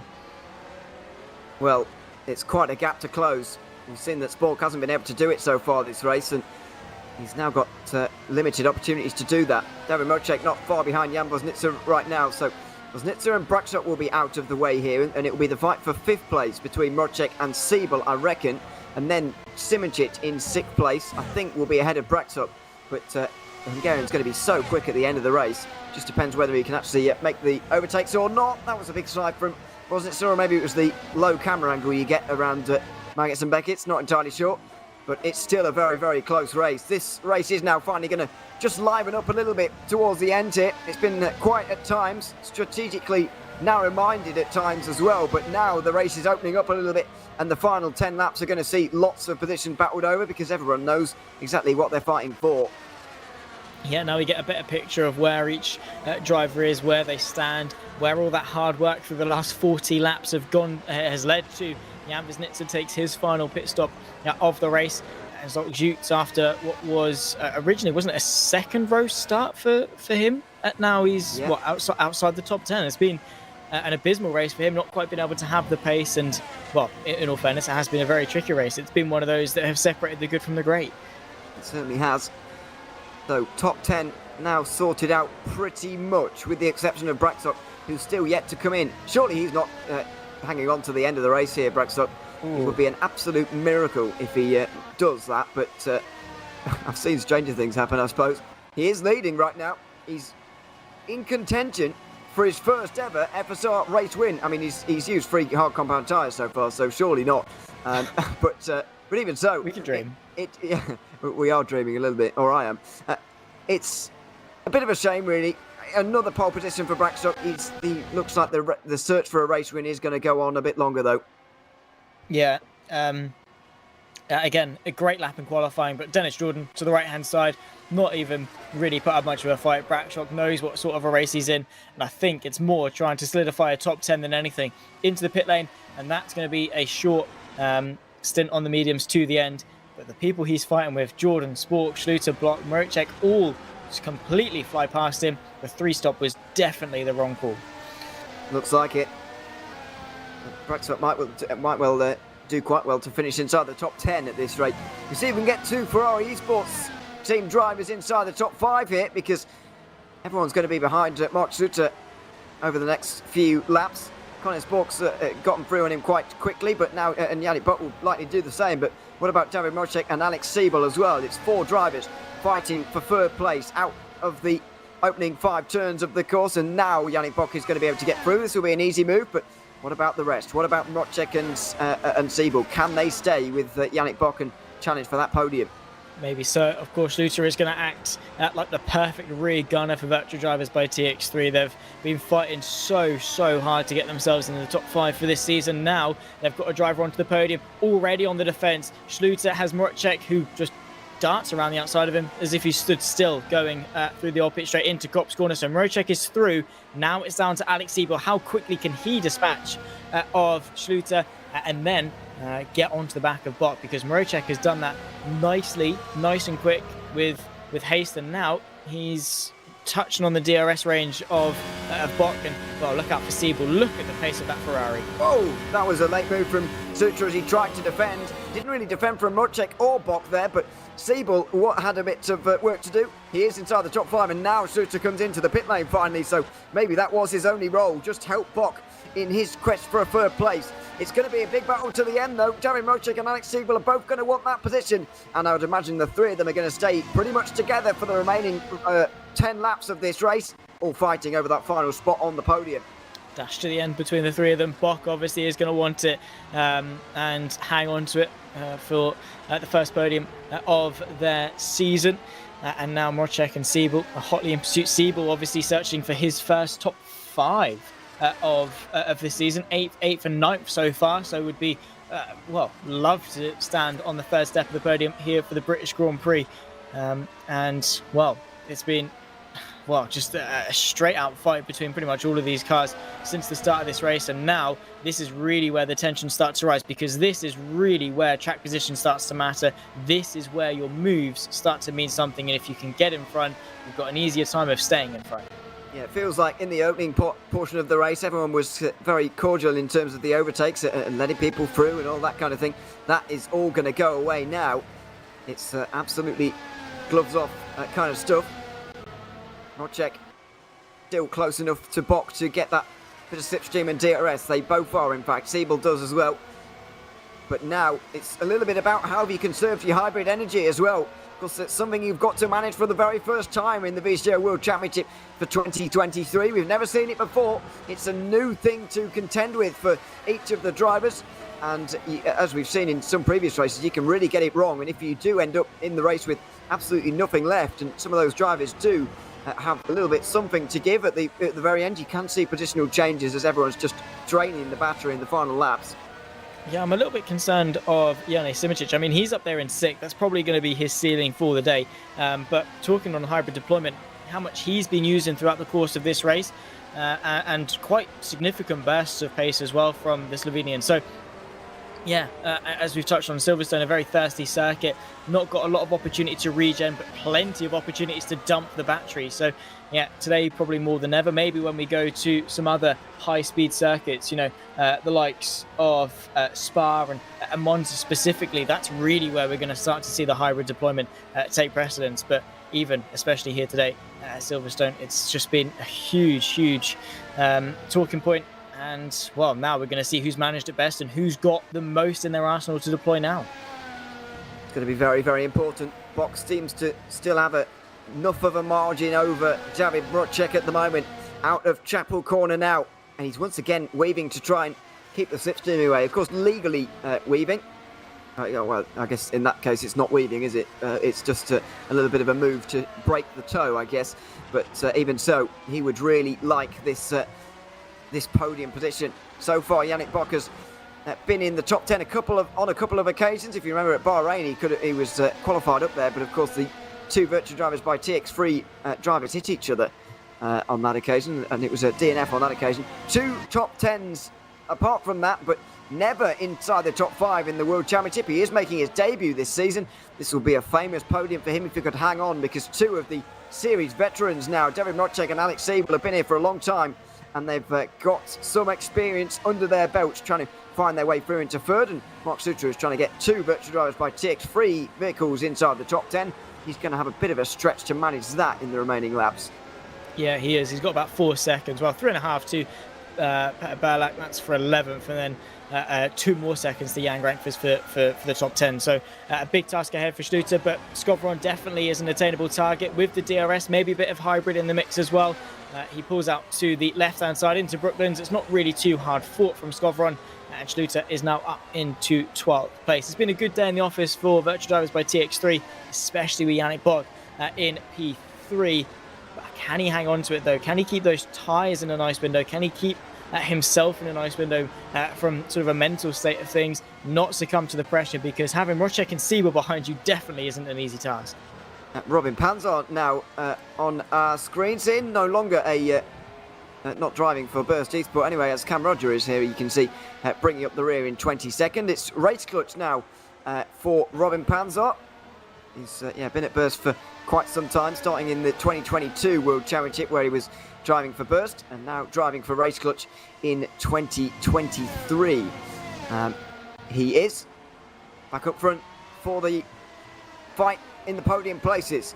Bock, Rocek, Siebel with 7 laps to go, including the one that they have just started. As Connor Sport brings the leading gap below 2 seconds.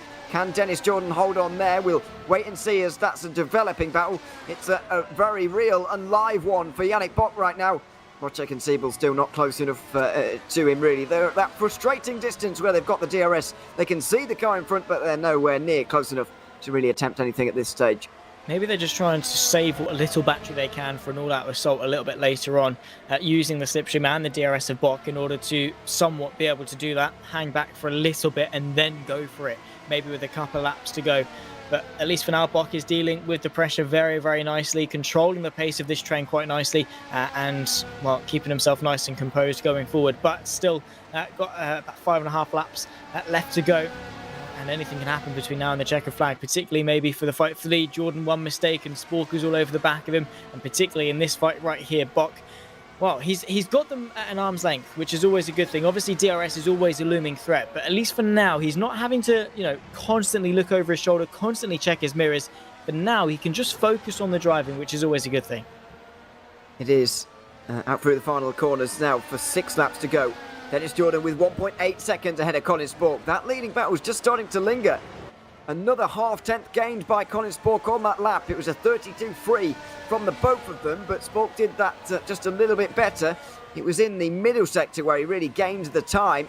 He was about a tenth quicker than the driver in the lead. As we go on board with Jonas Braxok, who's got all the speed right at the end. He's looking for 7th place ahead of Jake Dennehan right now, who at the moment is losing just the 1 point to Joni Simoncic in his championship lead. He could well be losing 2 if Jonas Braxok is able to make this move and go through into 7th. Yeah, well, this is probably the day that Dennehan wanted to gain points on Simoncic, not limit the amount of points he was losing to Simoncic. With Simoncic obviously starting a little bit further down, P10 or 11, I think, at the end of qualifying. And Dennehan could have probably worked his way forward and picked up a couple more points to close in that 21-point deficit, but not quite being the case. And Braxok is going to be looking to extend that misfortune for Dennehan and get himself up in the 7th place. Obviously, 7th, 8th. I'm sure Braxok isn't going to be too happy with how this race has gone for him, because after his pace in qualifying, at the very least, I think a podium was expected. Absolutely. By the way, in 8 appearances at the British Grand Prix for Joni Simoncic, he's only been inside the top 3 on 3 occasions. Inside the top 5 on 3 occasions, and it looks like that's going to become 3 out of 9 over the course of today's race.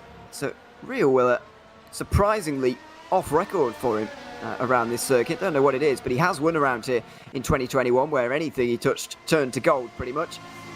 Not the case in 2023 either. He will be losing points. And by the way, as they run right now, Dennis Jordan would be gaining 15 points on Simoncic, and he'd reduced a 22-point championship lead for Simoncic to just 7 by the end of the day. This is a big day for the World Championship. It is. Dennis Jordan has really risen to the occasion and has now brought Simoncic back into an attainable gap for him. And Simoncic, of course, this will be his first race off the podium outside the top 2, which is insane.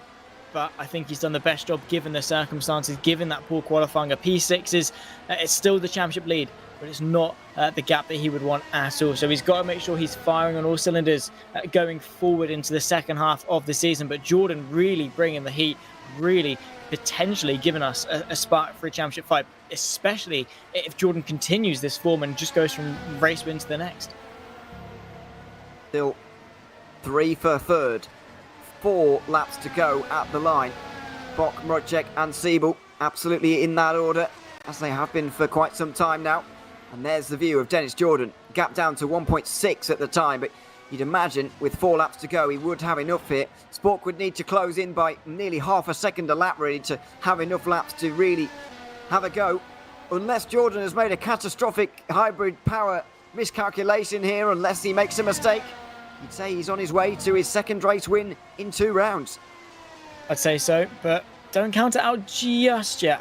I'm probably living on a prayer here with Spork winning this race and closing that gap, because it does seem a little bit far-fetched, but it's not a million miles away. It's not a 5, 6, 7, 8, 9, 10 second gap. It's 1.8 seconds, which isn't really that much. So Jordan still has to, keep his eyes on the road, keep focused, keep putting in those lap times, and make sure that he's not falling victim to complacency. Another driver that's definitely going to have to be focusing on the drive is right here, Yannick Bock, hanging on for P3 with Davin Mrocek and Alex Siebel putting some pressure on him. He's done so good up until this point, but now as the checkered flag looms closer, it might be sort of go time for Mrocek, who just says, nah, this is where I'm going to put it into overdrive, and this is where I'm going to start to contend. Is this the moment? Davin Mrocek has bided his time in this race, and by the way, he will vault up from 6th place in the standings to 3rd, you would imagine. Well, I don't know if he'll get ahead of Dennehan, actually. They're quite close together, aren't they? But he will gain on both RHG drivers who are unfortunately out of the race, Duval and Maguire, in what has been a pretty disastrous day for RHG. Ferrari Esports will be closing the margin slightly on Burst Esport in the Teams Championship, by the way. They'll be 1 and 2 at the end of the day, with Burst Esport next view still at the front of those standings, and Ewan Simicic will hang on to his championship lead as things stand as well with that 6th position. But it's not a characteristically Ewan Simicic day. We're used to seeing him challenge for race wins week in, week out, but you just wonder whether this track was just maybe not for him, or whether his qualifying has actually undone him a little bit here, because he did start down in 10th place today. Yeah, again, inside the top 10, a 6th place is a really, really good result. It's just not quite the result that Ewan Simicic would want. Of course, his 3 top 5s in 8 appearances here at Silverstone obviously does beg the question that maybe this just isn't his circuit, and that does happen as Peter Burlak makes a mistake through turn 3. Jan Vesnitsa trying to go at the up and under route through the loop, maybe into Brooklands, I'd say, is his next best bet with the DRS, with the slipstream, and maybe with a bit of hybrid deployment as well. A bit of a wiggle there from Burlak, who kind of goes defensive, covers off half the track. Here comes Vesnitsa the long way round, gives him the inside from left field, nearly gets pushed off the track. Peter Burlak, in usual fashion, very aggressive with his defence.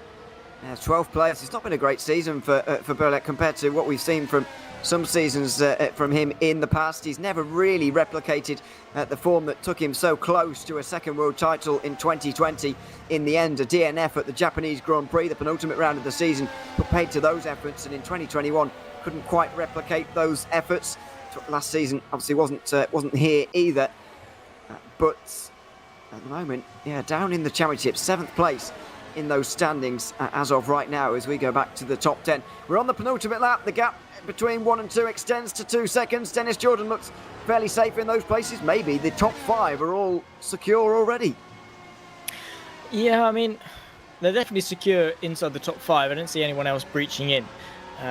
I don't know. Yeah, potentially. Unless something obviously changes right now, I'd say they could definitely be locked in. But don't count out one mistake. The tyres slipping, particularly those mediums. We've not seen them for these top guys as of yet. Maybe they've pushed a little bit too hard, particularly under the pressure. Who knows? Mrocek and Siebel definitely aren't out with it. But if Bock can just keep doing what he's doing, then absolutely, I think they're locked in position. Looks like it. As I mentioned with Dennis Jordan, well, actually, speaking of catastrophic hybrid miscalculations, I think Spork may have run out now. He's lost half a second. On the last lap, he lost 4 tenths, and he's continuing to lose time again. I don't think he's going to be caught by Bock and Mrocek and Siebel, but it just shows you what you can do without it, which is absolutely nothing, really, and he's losing a lot of speed. He is, yeah. It's gone from 1.8 now to 2.5 seconds. Maybe he is just in get to the end mode, maybe lost sight of the win, and is now just searching for a P2, which, to be fair, given his season so far on the back of 11th, 4th place, not too bad, but still not onto the podium with DNF in Montreal as well. I'm sure Colin Spork will absolutely take a second place from the front row start, and yep, hopefully it's enough confidence given to him to continue his form for the rest of the season. But absolutely nothing can be taken away from Dennis Jordan here. Once again, his strategy and his driving have been on top form, and I don't know, are those slides intentional? Is he celebrating a bit too early? Who knows? But at least he's, well, very firmly on course to take his second victory in a row this season. Well, you could argue that Dennis Jordan missed a very good chance to get involved in a world title fight last season. A bit of a poor run through the mid-part, which saw him finish outside of the top 10 3 times in 4 rounds. Saw him slip away in a classic fight between Colin Spork and Alex Siebel, who he ended up having to help. On this occasion, it could be Dennis Jordan out of the two of them who's involved in the title fight, because as things stand, he would close the championship margin to Ewan Simitic to just 7 points and get as close as he has been for quite some time to a World Championship lead. He is the man in form, winner of the Canadian Grand Prix with a combination of strategy and speed. He's about to do the same at Silverstone with a British Grand Prix win. He makes his way down the hangar straight for one final time. It's a lap of honour for the German at this stage. And he will be able to soak in and savour every single moment. He's not been in the World Championship very long, only joining for the start of the 2020 season proper. But this is already Dennis Jordan's 6th win in the World Championship. Out of the final corner, Dennis Jordan wins the British Grand Prix by quite some distance in the end. It's 2.5 seconds to reigning champion Colin Spork, who bounces back from a DNF at the Canadian Grand Prix, and Yannick Bock will finish on the podium. His debut season will contain a top 3 finish. Meanwhile, his teammate Boxlitter has managed to get inside the top 10, and not only 10th, it's 9th. He finishes ahead of Jan Grankvist with a great overtake on the last lap. Wow, great stuff for Virtual Drivers by TX3. The fight continues as well. Here's Salk shoots under a bit of pressure from Mika Hakimi into the final chicane around the outside. Nearly a bit of contact between the two of them. The Arnage Brabham car of Hakimi catapults himself up into 16th place and taken yet another couple of points. Cam Roger rounds off the field here in a lonely P22. Not quite points for him, but he's had a lonely race at the back after nearly winning the pro race to now a backmarker, unfortunately, in the World Championship. But a fantastic display nonetheless, and huge news for the championship. Absolutely huge news, and great to see that we are getting a real fight now in the World Championship for this title. It'll be absolutely fantastic to see. But at the end of the day, it's Dennis Jordan who takes the race win. Round 4 of the FSR VCO World Championship goes to him. He finishes just ahead of Colin Spork and Yannick Bock on the podium. We will speak to the 3 of them in a few moments' time in some interviews, but let's have a quick look at those full results at the end of 52 laps of racing here at Silverstone. Jordan, Spork and Bock take the podium places ahead of David Mrocek and Alex Siebel, joining them inside the top 5.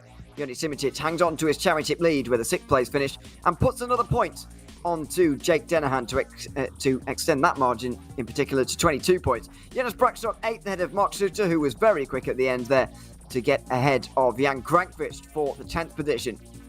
I think Tom Lartalou in 11th was a little bit unlucky to miss out on a top 10 for Race Clutch. Damian Skowron finishes just behind in 12th. Jan Bosnitzer spent much of the race on the mediums, which is a little bit unusual. He finishes in 13th. Yep, Petr Belak 14th out of Matthew Williams and Mika Hakimi in 16th. Disappointment for Zolk Zooks having started on row 2. He's down in 17th out of Jukka-Pekka Lalu. Robin Panzar and Kostas Van Vukas round out the top 20.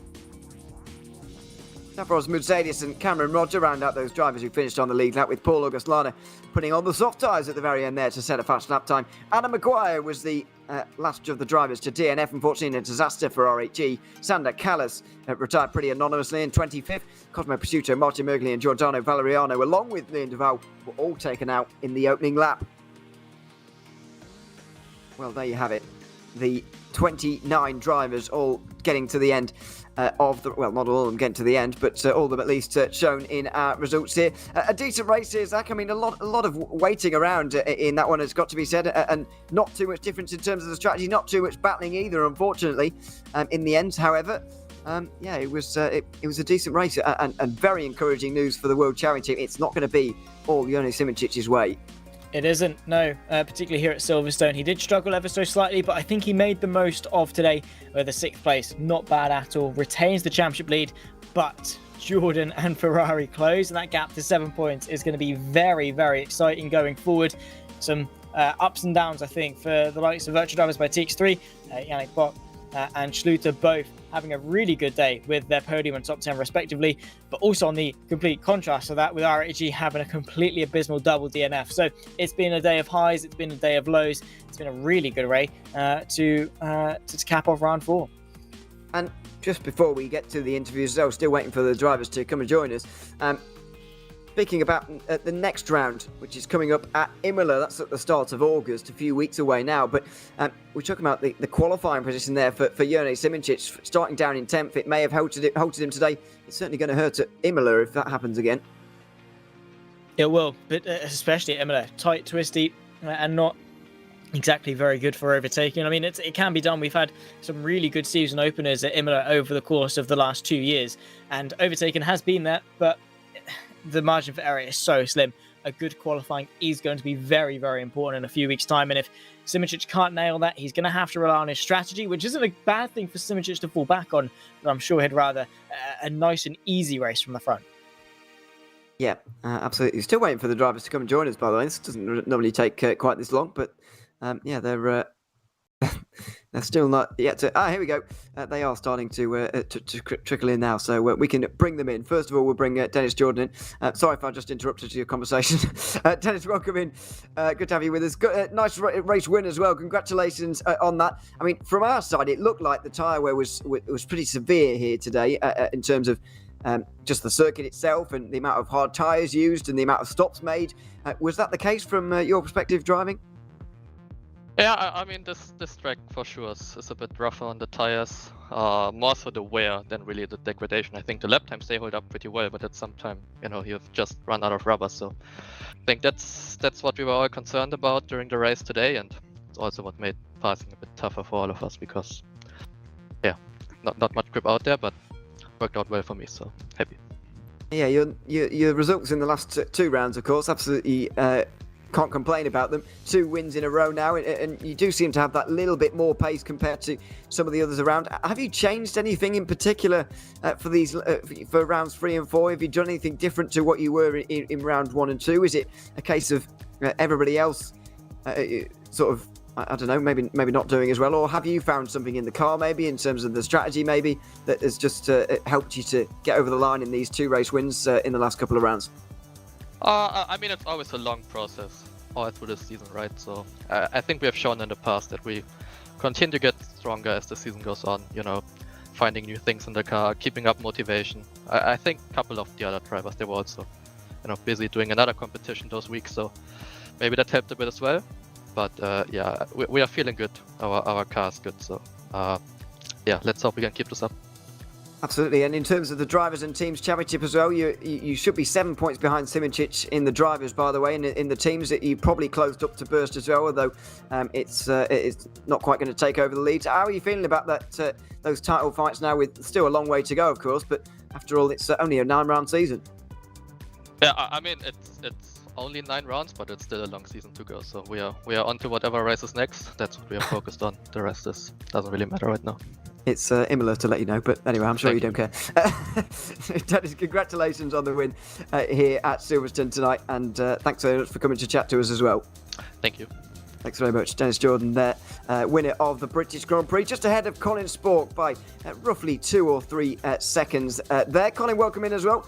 Good to have you with us. Your first podium of the season in your title defence here, coming off the back of disappointment at Canada, of course. Couldn't quite get to Dennis Jordan at the end there. What was the thing holding you back towards the end? I mean, obviously it's not easy to catch Dennis Jordan, but yeah, just what were those final few laps like? Yeah, it's been a while, but happy to be back. Well, I think we just missed slightly some pace in the race. But I think I noticed that quite quickly during the race. I knew, I think from lap 1 and 2 onwards that Janos was on a 3-stop. So I knew it was going to be a race between me, Yannick, and Dennis. And I just noticed in some ways that the pace was quite impressive. So from that point onwards, I knew we were lacking maybe like half a 10 the lap. But I think I know what the problem is, so we should be able to solve it for the next race. But yeah, it's still was a pretty good race. I think I maximized the result with our car. Luckily, I think it was the best car we've had all season now. So luckily, we've been able to put it on the front row in quali, which seems to be very important this season. I think we've been lacking some quali pace so far. And then we get into the territory where there's a lot of trouble during the race and like incidents, etc. And unfortunately, this season has been quite, let's say, eventful for myself. Like a lot of things happening and not really the luck being on my side. But let's hope this is the moment where it turns around and we can fight onwards. Yeah, and we haven't been able to speak to you at all over the course of the first 4 rounds as to how things have been going. So how have you been finding the car, the adjustment to the whole new format? Well, it's not a new format, is it, for the World Championship? It's still the normal races or whatever. But there's the hybrid system now. There's new strategy to work out with the tyres and whatever. How have you been finding it over the course of the 4 rounds? And how are you encouraged by that going into the second half of the season as well? I mean, yeah, there's a lot going on. The battery is quite interesting, of course, because using 2% too much here there, when you all add it up, it can really you can really pay a price for it at the end of the race. But I think it's a really interesting take, and also I think the tires are pretty tricky. Like they're very heat sensitive, I think. So like when you push them too hard, you just drop off, etc. We've seen that with Janos today. Like he didn't manage to pull a gap more than like 1.5 seconds while he was on like able to push the tires basically until they die. So yeah, you could just see the moment that the tires lose grip, there's not much you can do. But I think the car doesn't really suit me, like with the regen mapping that we have and the way of the driving, like how it slides sometimes. It was like the Formula Pro car from last year was much more like my driving style, like a pure driving style, and now it's sometimes a little bit tricky, but it's something that we need to be able to drive as well. So I've been working hard on that, and we're slowly but surely getting there. Last race was a bit unfortunate, but now this one showed that we have the potential. So let's keep working onwards, and I'm sure we'll be on top soon again, and then stretch it out towards the end of the season. Absolutely. Congratulations on second place once again, Colin, and thanks for coming to chat to us after the race as well. Thank you very much, guys. Glad to be back. Thanks very much. Colin Spook there, second place, just ahead of Yannick Bock, who had his own battles to contend with in the final part of the race. Yannick, welcome in. Good to have you with us for the first time in the FSR World Championship. You're on the podium here, and it's good to have you here. It was a good battle towards the end between yourself and David Mrocek and Alex Siebel as well. Just tell us about how it was in terms of defending around this circuit, because in the end they didn't even get alongside you at that point. Just what was it that you were doing that was able to keep them behind for so long?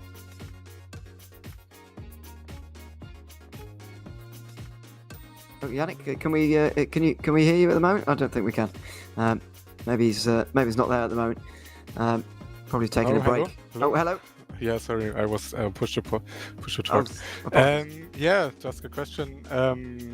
I was running low on battery in the last stint, and I think the other could like save in the stint before and with DRS and stuff. So I was just trying to use as less as possible that they are like not alongside on the first straight, and I think our car was a bit better in the S's, so I had like a small gap on the Henker straight, which always like led to that they couldn't pass me on that straight. And yeah, in the end, I think he tried on the first DRS zone with a late dive. But I think that was hard racing and fair. And Yeah, absolutely. How have you found the season as a whole? First of all, you've obviously making your debut in the season as a whole, as a full season in the World Championship. It's obviously new car for everybody else, but you were just coming in. How have you found the season? How have you found the series over the first 4 rounds? yeah, I think the pack is pretty good. Very very high skill level in this league, and I'm enjoying driving against these high-class drivers. In the first race, I had a bit bad luck, and in Canada, for example, we had no pace, and this led to not really good results at the moment. But today, I felt quite good. I tried some setup things, and it worked out in quali and in the race finally. And I hope we can stay high and finish like this in the upcoming races. Absolutely. Yannick, congratulations on a podium here tonight, and thanks dear me. Thanks very much for coming to chat to us as well. Thank you. Thanks very much, Yannick Bock there. Third place in the British Grand Prix here this afternoon. Well, that's just about it for us here, Zach, from the British Grand Prix. Round 4 of the VCO World Championship here in Formula Sim Racing is now complete. Now we move on to Imola, coming up in 3 weeks' time. It's getting ever more interesting as we get towards the end of that season, and the Brazilian Grand Prix, which already doesn't feel that long away. It really doesn't. The season has already flown by. We're already 2 months in, approaching the halfway mark. It's been a fantastic season, so close, so competitive, great cars, and a great field of drivers as well. Fantastic job today. Silverstone was a great way to sort of round off round 4. Bahrain, Spain and Canada before it were great, and now we get to look forward to the sprint all the way to the end of just the most historic circuits in motorsport. So yeah, bring on the rest of the season. Absolutely. We will be back once again in a few weeks' time for the San Marino Grand Prix at Imola, so make sure you join us for that. We'll be back on the Formula Sim Racing channels once again for the Academy Pro and World Championship races. But for now, we will bid you our farewells. I've been Ewan O'Leary alongside Zach Sweeney with Daniel Costello behind the cameras all afternoon. And until we see you again in a few weeks' time for the next round at Imola, it's goodbye for now.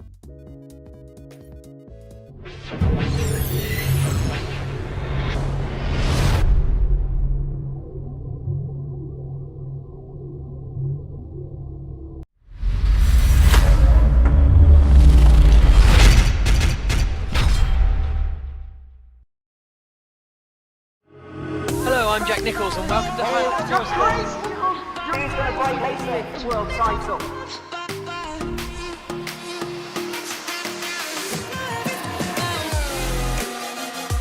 For my Gosby! Oh, he's done it! And Look at these two go. he's going to do it! His first victory! The World Championship is done. What a race it's been.